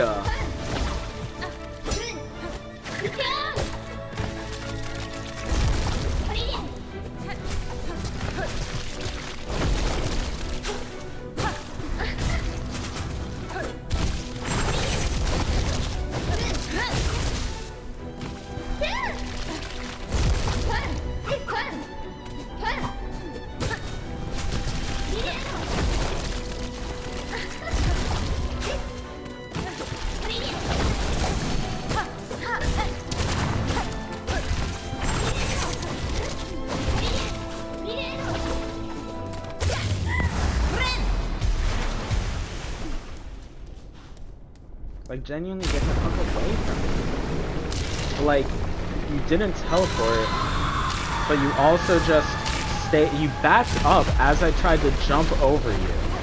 Instead of teleporting, mind you, or dashing towards me. Like, when did she ever do that? Holy shit.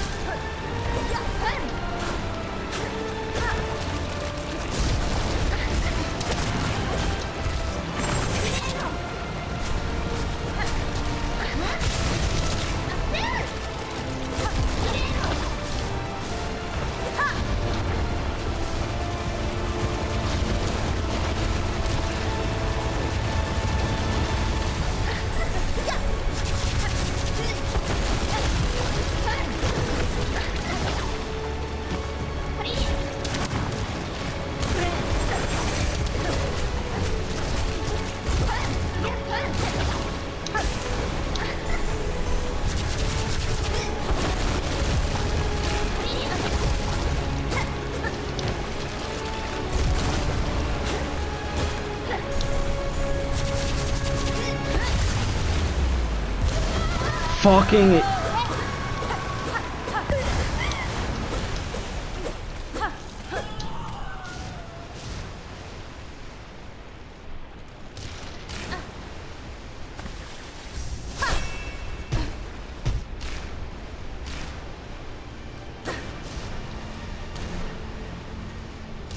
killed her with a special attack. Kestra.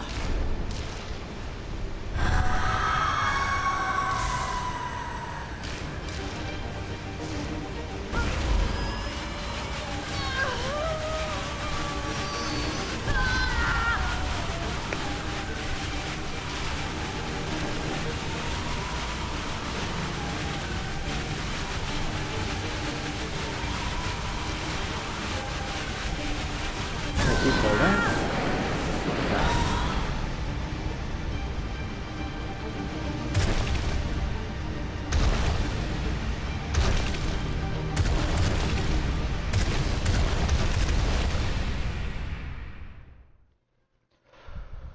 Jesus fucking Christ.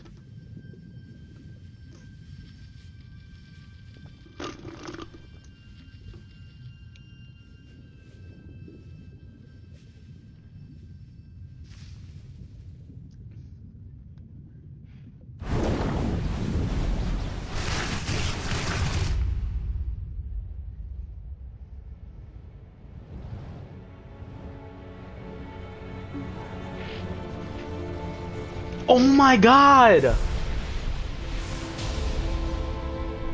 No fucking way.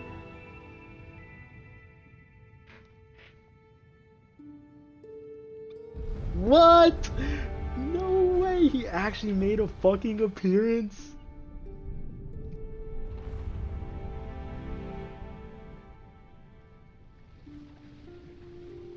Ah, that is sick. Nah, they actually, yo. Nah, that is so goated. Okay, so I haven't played Hollow Knight, at least I haven't beat it.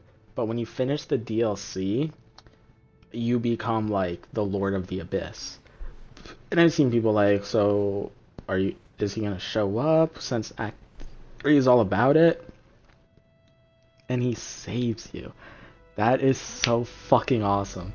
I actually did not know that, bro. I seen the picture of him like saving her or like face to face, that wide shot.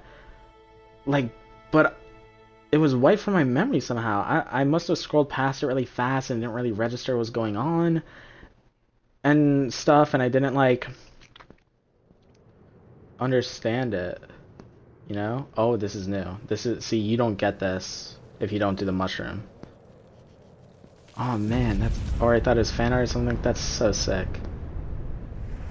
Is it gonna be a bunch of water? No, that's the mushroom. Yeah, this guy's so fucking awesome, but so goofy. So you can, no way we're gonna play as him. We're gonna fucking play as him in the next game, bro. No way we're playing as Mr. fucking Mushroom. Okay. Okay. My true final thoughts on Silksong. So far, game of the year. I have not played Expedition 33. That's probably the next game I'm going to play, or maybe like do a smaller one in between. So we'll see about that, but I've played Monster Hunter Wilds. What other games came out this year that I played that are like contenders? I don't really know. I played Monster Hunter Wilds and shit. Honestly, I don't know. But I've played that came out this year, not if I even remember it. I played Kingdom Come Deliverance 2, kind of. It wasn't for me. I'm not gonna hate on the game, right? It obviously has a place for people, but it wasn't for me. So, but man, this game was really fucking good, right? I do really enjoy it. It's really hard to an extent. I feel like a lot of it is almost artificial difficulty. And it's almost too hard sometimes, and a lot of things I think are bad game design. I truly think some of the things I was saying during Lace were true. I think her second fight is better. I truly do. I think her second fight is like the perfect, pure, like nail-to-nail combat fight. And I guess that's to say Lost Lace isn't supposed to be pure nail-to-nail. It is supposed to be more high-end crazy, right? But it's Lace, and why make Lace not have that, you know? And Seth Goldman, fucking rest in peace, Seth. Literally one of the best MVCs in the game.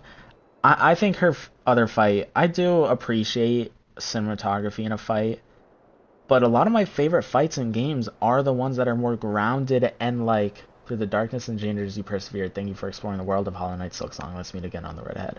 I truly think a lot of my favorite fights in series are the more grounded, like, not as high scale, not as AoE spammy, like, just fucking brawling it out fights, you know? Like, truly, like, hand-to-hand type shit.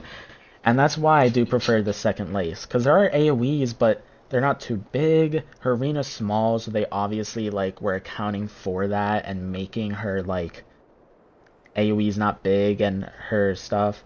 And I think that carries over to phase 1 of the fight. I think phase 1 of Lost Lace, if that was the fight, it would be the best. It has AoEs, but it's not too bad. You're kind of dodging around fast. It literally made me use my hook in combat more. It made me switch back to the fucking Hunter crest, which I think is kind of perfect. It made me use a fucking art I've never used. I didn't use a single hunter tool, like red hunter tool, and I really appreciate it for that. I think phase 2 is too AoE spammy, and I do appreciate some of the moments where I kind of locked in and got through it, but it wasn't like fun for me to, in a sense. Like I when I did it easily. Like that one time where I literally got phase 2 and literally like was that 20 seconds. I was like, thank God it's over, right? I wasn't like, oh my God, that was so fun. I locked in and did it so fast. What an amazing phase 2. The fact that you can learn it so well. No, because then I went back and still lost to phase 2 a few times. It's truly, I was just like, thank God it's over. And phase 3 comes around, and I'm like, it's just phase 2, but a bit faster, so whatever. And she's not as tanky. And then phase 4 comes around, where she adds the huge, like, light AoEs, where she's like, ding, ding, ding, and slams, ding, like, and she adds the saws, which I think are in phase 3, but she can utilize them more in phase 4. And it's like, I don't know what to think. I don't like it. I don't. Like, there's some enjoyment in overcoming it, right? Like, on your winning attempt, where you learn it well, you're going to be like, oh, what a great fight, because I learned it, and it's learnable. But a lot of my deaths were to me, but a lot of them were out of my control. It was attacks that were literally impossible to dodge, because there was AoEs blocking every exit. It was attacks that were impossible to dodge, because there's so many different attacks she could do stemming from one, and they all require different dodging. And so I'm not going to say impossible, but you have to react in so fast a time that it's so hard. And in phase 1, that's fine, because you can react to it, but in phase 2, 3, and 4, it's not, because there's a chance there's also an AoE in the way, making it so you can't use one of those dodge methods. And so if she ends up doing the attack that utilizes that dodge, you can't dodge it, because your only way to dodge is undodgeable because there's an attack in the way. And I don't like it.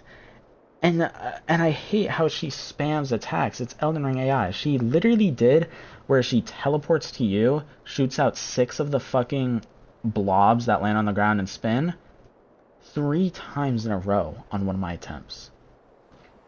3 times in a row. That's ridiculous. That should not be a thing. It truly shouldn't. And it's not impossible to dodge, and that attack is actually pretty easy to dodge when you know you can just go to her, hit her once under, maybe even twice, and jump like near her. But man, there should not be a world where a boss does that many attacks, the same attack in a row that many times. And that's like a big complaint for Elden Ring bosses I see. Is them doing a hard attack, or even just any attack that's, you know, not just a basic swing, multiple times in a row. Like Horaloo, Godfrey, phase 2, Horaloo, where you're far away from him. Hold up.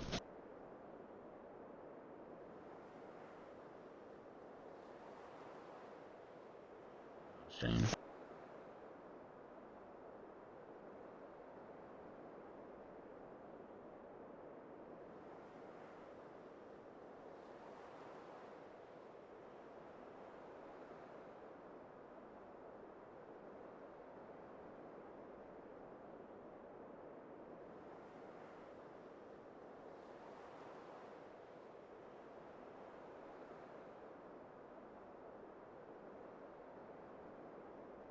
So what was I talking about? Okay. I can't remember what I was talking about, but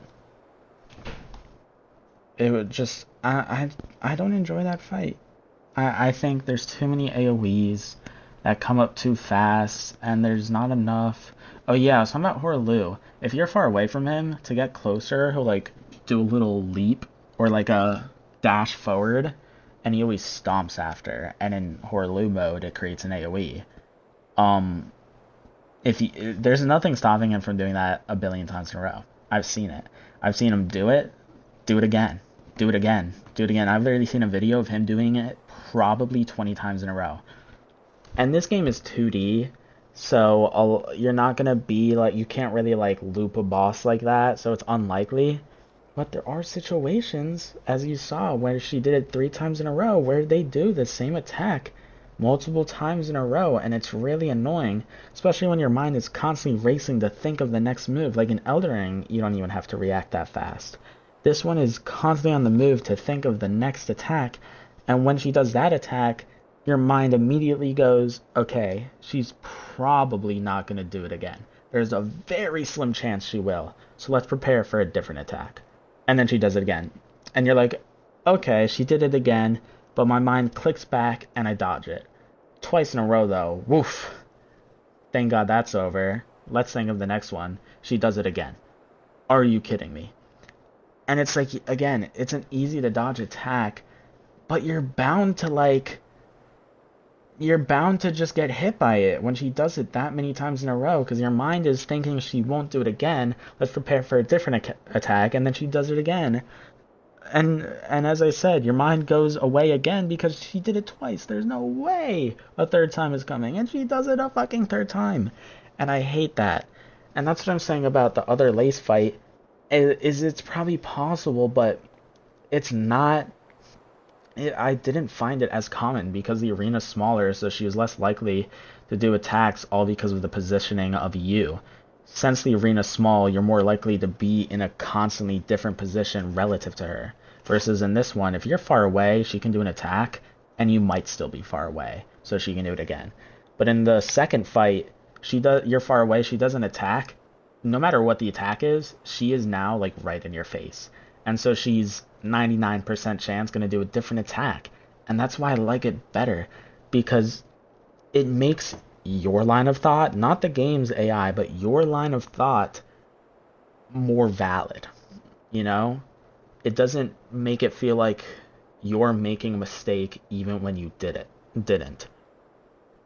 Like this one made it feel like I was almost making a mistake even when I didn't. It was just the game. Versus the second one was like, if I made a mistake by positioning myself wrong, it was my fault, because she did an attack that I should have expected her to do. This one, she did an attack that I either didn't expect her to do. Hold up.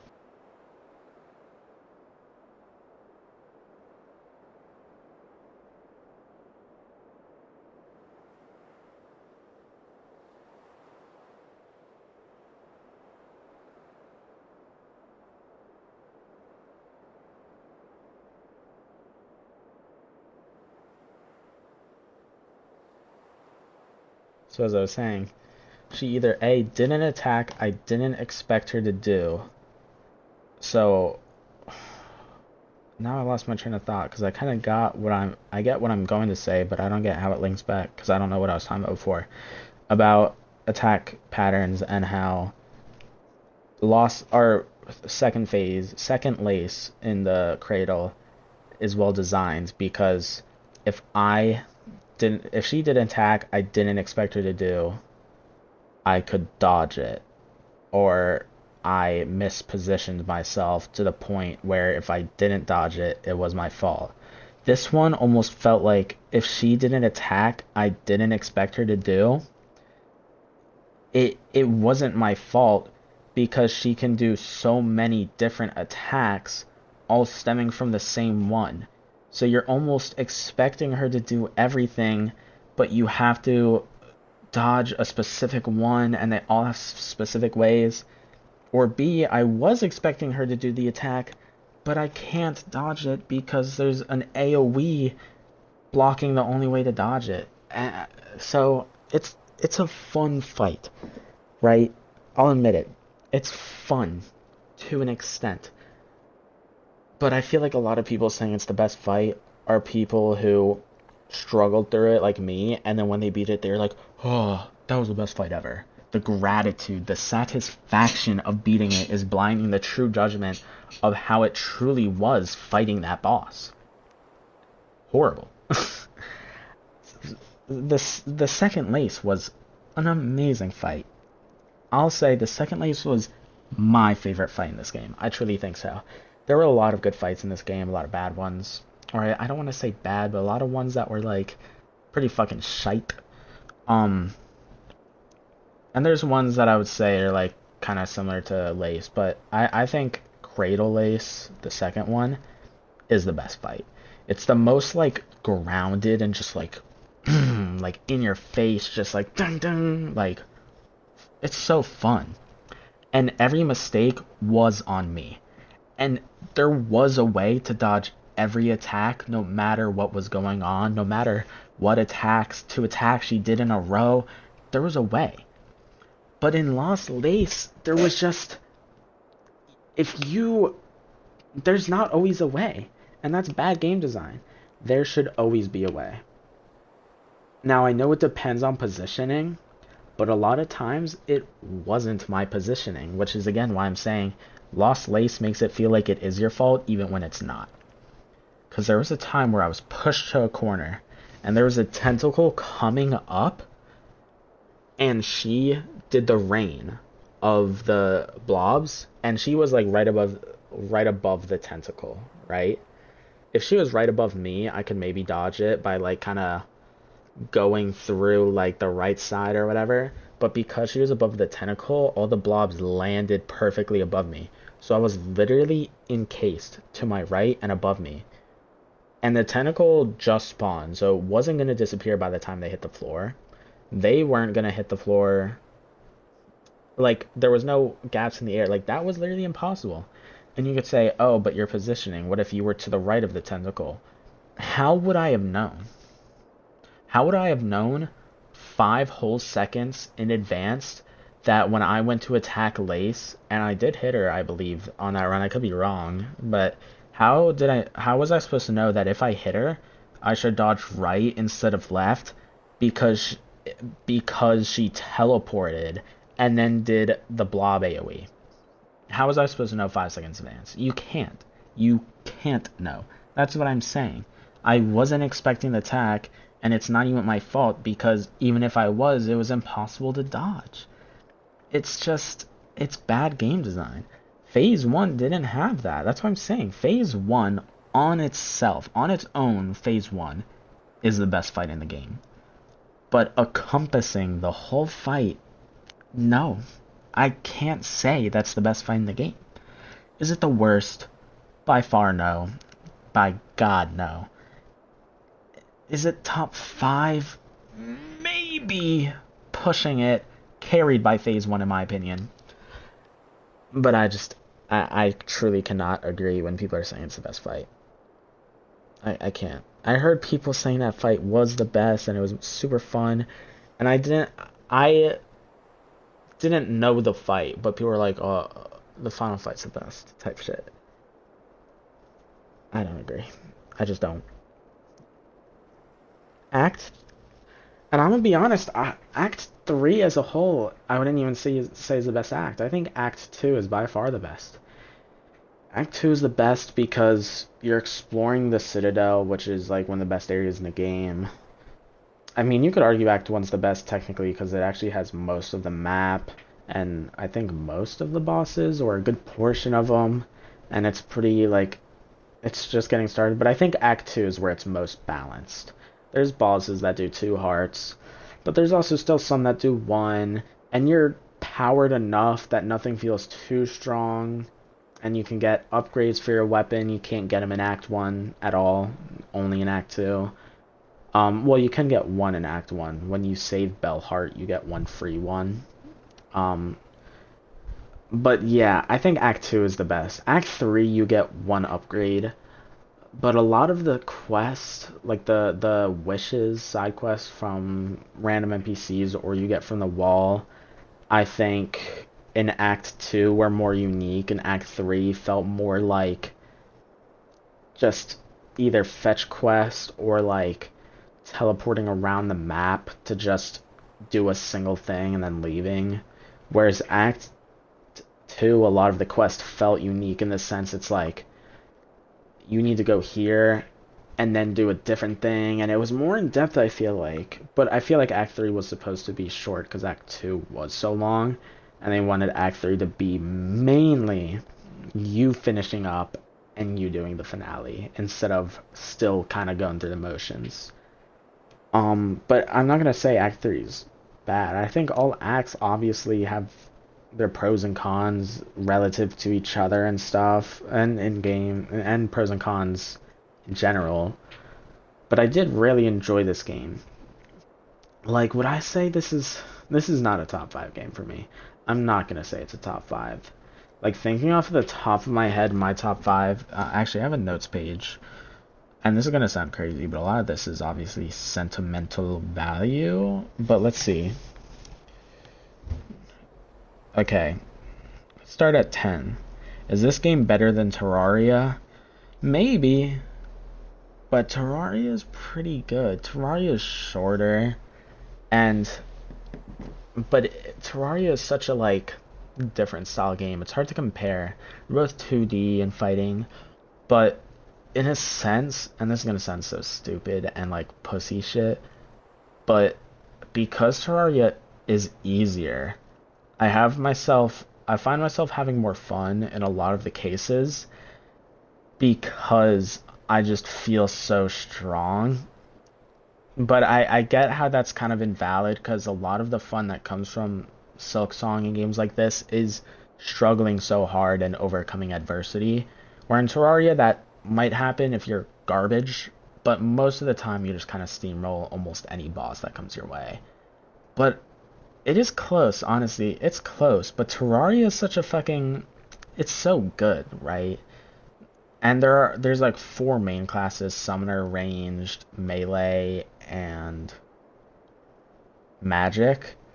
But within each of those, there are so many like builds you can do. It is so extensive, and that's base Terraria. And I'm obviously not going to include mods in my ranking, but Calamity is fucking ridiculous. I've never played it, but for perspective, I think the longest chain of crafting in base Terraria is like 20, or maybe that's even high. I can't remember. It's Zenith, I believe, or maybe it's the cell phone.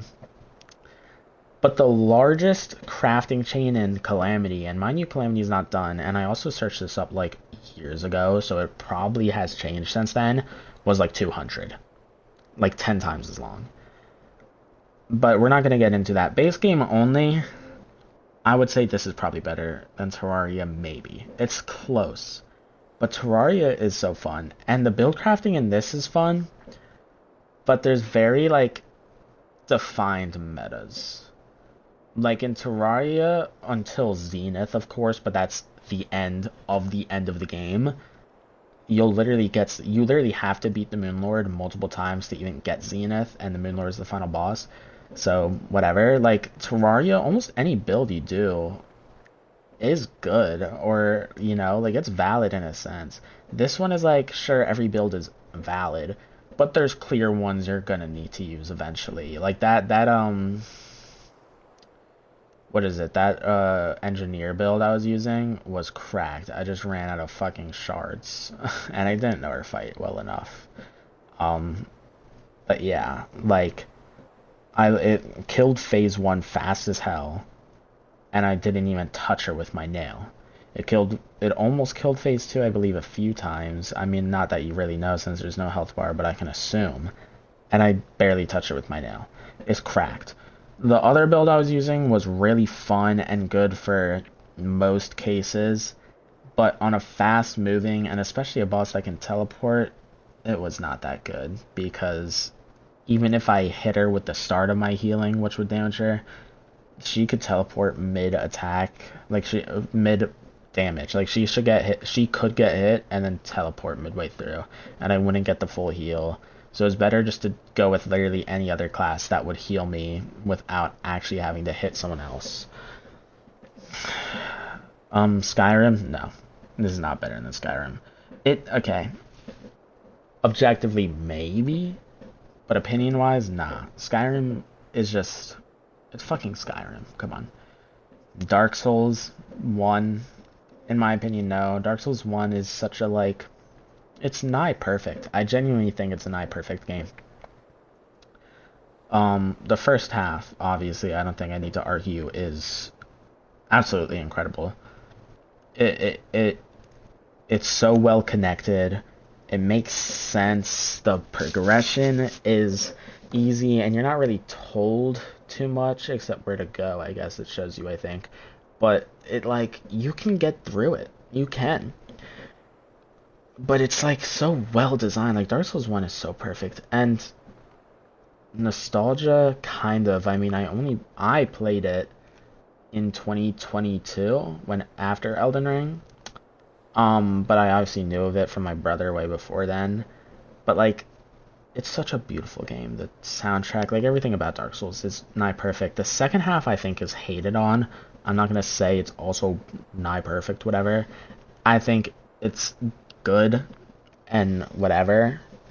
I think it's overhated. Like, I think the Duke's Archives is really good, and I think the Crystal Caves afterwards are annoying because it's a long run back, but the area itself is not actually too bad. It's just the fact that you have to do it every time you die to Seath. Tomb of the Giants is really not too bad if you have any light source, and even if you don't, if you know the path, it's not bad. Hold up. What was it? New Londo Ruins, I think, is really good. And then there's obviously the Lava Place, which I'm not gonna sit here and say is good. I do think it's overhated because it's really easy and quick. Like, people complain too much about it. It's not hard, and it's quick. If it was really hard and really long, I would understand the complaints a little more. But the fact that it's, like, really easy and quick, come on, guys, just get over it. And the boss does suck at the end, but again, you can cheese it. Dead Cells. I might move Dead Cells down, but I love Dead Cells, okay? Dead Cells is so peak. It's Dead Cells, bro. It's just fucking awesome, and it's really hard. But yeah, I might move Dead Cells down. Like, I genuinely might say this is better, which is why I might move that down, because I don't think this is better than Skyrim or Dark Souls 1, but I think it's better than Dead Cells, which I have higher. Sonic X Shadow Generations. Now, Sonic Generations would be here, and then Sonic X Shadow Generations came out, and it's just 2 games in 1, so obviously, nah, I can't. Because Sonic Generations is generational. Sonic Generations is an absolute, like, classic, bro. It's so fun. I fucking love Sonic Generations. I could play that shit infinitely. It is so good. So good. Easily one of my favorite soundtracks ever, because it has the best songs from across the series. Some of the best level designs, oh my god. And as much as I hated them at the time, trying to speedrun and get S rank on those timed versions of each level, bro, it makes you learn the ideal path and like truly like executing it and like finding all these nooks you didn't know about because it's actually faster. Oh my god, it is so awesome. God of War Ragnarok, I don't think I need to explain why this is not better than God of War Ragnarok. God of War Ragnarok is the best story game ever. It's actually lower. One of the other games I have on here is a story game, technically. But they're also different. One of the games I have on here is a more... I guess they do play similar. With like... But I think one of them is more expansive. I think God of War Ragnarok is objectively the best story game ever, but it's not my favorite. But I don't think I need to explain why this is not better. Destiny 2. Whoa. Hold on. Listen to me, please, please, please. It's Destiny. The ups and downs, as bad as it may be now, it's Destiny. I find myself coming back to it now and again and again and again. And I'm sorry to say it, even in its current state, I enjoy Destiny 2. I do. I think Destiny 2 is a fun game. And obviously, we have to include the total, and as time goes on, that can vary up and down depending. But Destiny 2's peaks, which for me are Season of Arrivals, which is right before Beyond Light, Witch Queen, and Final Shape, bro. Don't get me started on Final Shape. Final Shape is one of the best DLCs. I think, like, and not even opinion-wise, I genuinely think Final Shape is one of the best DLCs for a game. Like, Destiny 2, as bad as it can get sometimes, I still just enjoy getting in there and playing it, and I think its peaks are some of the highest peaks I've ever had in a video game, and its gunplay is unmatched, its build crafting is not super expansive, but it is expansive. Like, there's so many different builds you can do that are all viable, although there are clear divine metas.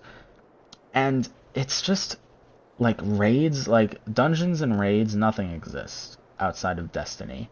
Destiny Rising, it's Destiny, it's not Destiny 2, it's Destiny. It's also a fun game, and I think it's held back. If they brought it to console, some competition, I guess. But yeah, Destiny 2 has just brought so many memories, and I think its gunplay is unmatched. Its, like, weapons are, like, so cool. Like, no game can come out with a random fucking auto rifle and have it be just a good, cool, fun ass weapon. A random ass auto rifle. We have like 100 of those in Destiny, but they come out with a new one and it's somehow completely unique, completely valid, works with different builds, is fun. Like, it's like, genuinely. And the biggest thing, because I say this all the time, but I don't even think I've said this at all during this playthrough of Silksong, I'm a big fucking lore nerd. If a game has S tier lore, even if it is a dog shit game, it immediately becomes a better game in my eyes. And Destiny 2 is in my trinity of good lore like games. Right? And this is my trinity. Honestly, I don't know about a trinity. It's kind of hard to decide. Elden Ring, Destiny series, and honestly, you could say the Dark Souls trilogy. You could say Bloodborne. You could say the Elder Scrolls. Like, low-key Elder Scrolls is so fucking good, but a lot of it is like also shittily written, so that's why it low-key lowers that. Because at least like Dark Souls, none of it's really bad written, right? Like, they think of that, but Elder Scrolls just has so much lore, and it's so, like, some of it carries over. But yeah, Elden Ring and Destiny 2, like, those two are my two favorite worlds in terms of lore. Number 3, Zelda Tears of the Kingdom.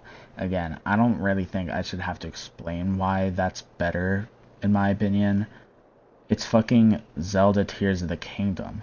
Breath of the Wild, a lot of people have it as their favorite game. A lot of people consider one of the best games ever.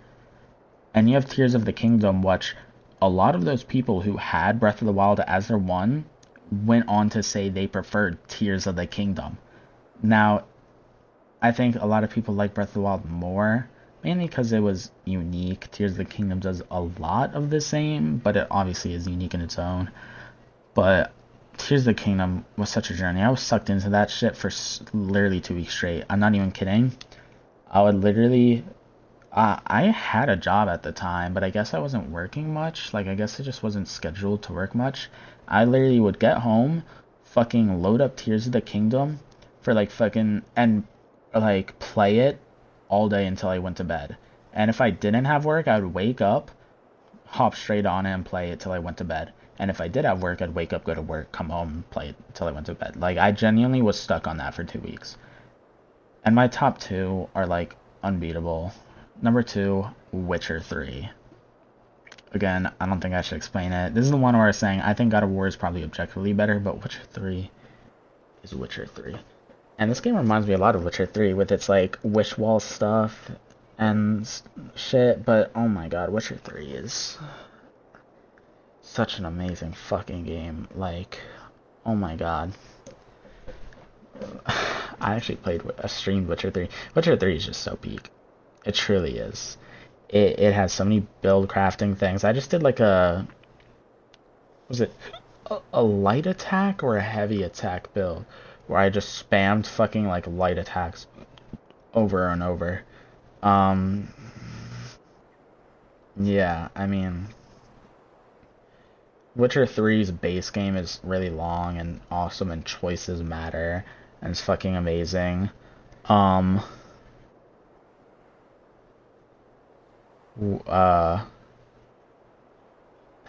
its first DLC, bro, I've seen someone saying this on a YouTube video, and I agree. Its first DLC, Hearts of Stone or whatever, is one of the most well-written, like, just stories. And I agree. Hearts of Stone is such an amazingly written, like, compelling story. Like, take away Witcher and just create a story called Hearts of Stone, whatever. And it starts with some bounty hunter in a magical world with monsters where he stumbles upon this mansion. And these guys come out, blah, blah, blah. And the story goes. And you end with probably the good ending, I would say, where you save the guy and get rid of the fucking evil demon who is literally Satan. And boom. Automatically, one of the best stories ever. And it's just a DLC for Witcher. And then you get to fucking Witcher Blood and Wine, which I think writing-wise is a bit worse than Hearts of Stone, but it's a much bigger DLC. It's more fun in my opinion, and where Hearts of Stone just took place on the base one of the base map areas, so it wasn't any new areas, it was just new story. Or obviously it introduced new areas, but little like legacy dungeon things. Blood and Wine was literally a whole new map.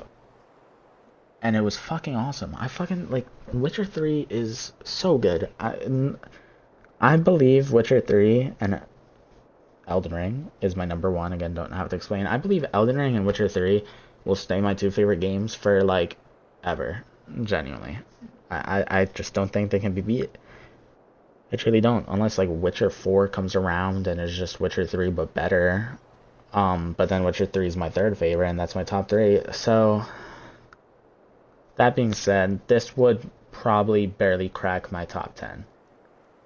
So I went on that long rant.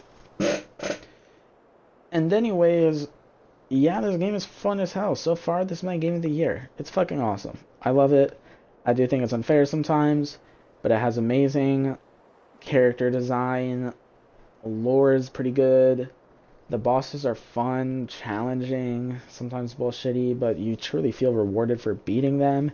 The exploration is amazing. And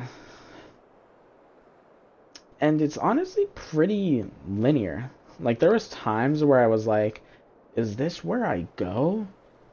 And I was like, maybe I go somewhere else, but it's like, nah, that's where you go. Just trust your gut, bro. And like, I never found myself really after I beat the judge, I never really found myself too lost. Some of the quests I could see you getting lost on, but I low-key searched up some quest. But I think it was fun. My throat's also hurting because I'm talking so much. Like, I'm not even kidding. My throat's hurting, and I'm fucking struggling to breathe because I'm giving myself barely any time to fucking breathe. But yeah, this game's fun. And I'll try out Expedition 33 soon. I am going to stream it. I might stream it on TikTok, because that low-key is where views come in. But yeah. Good ass game.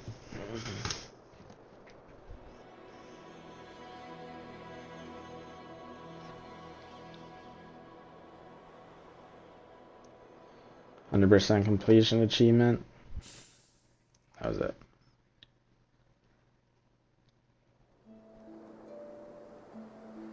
Huh. And laces thing on the surface.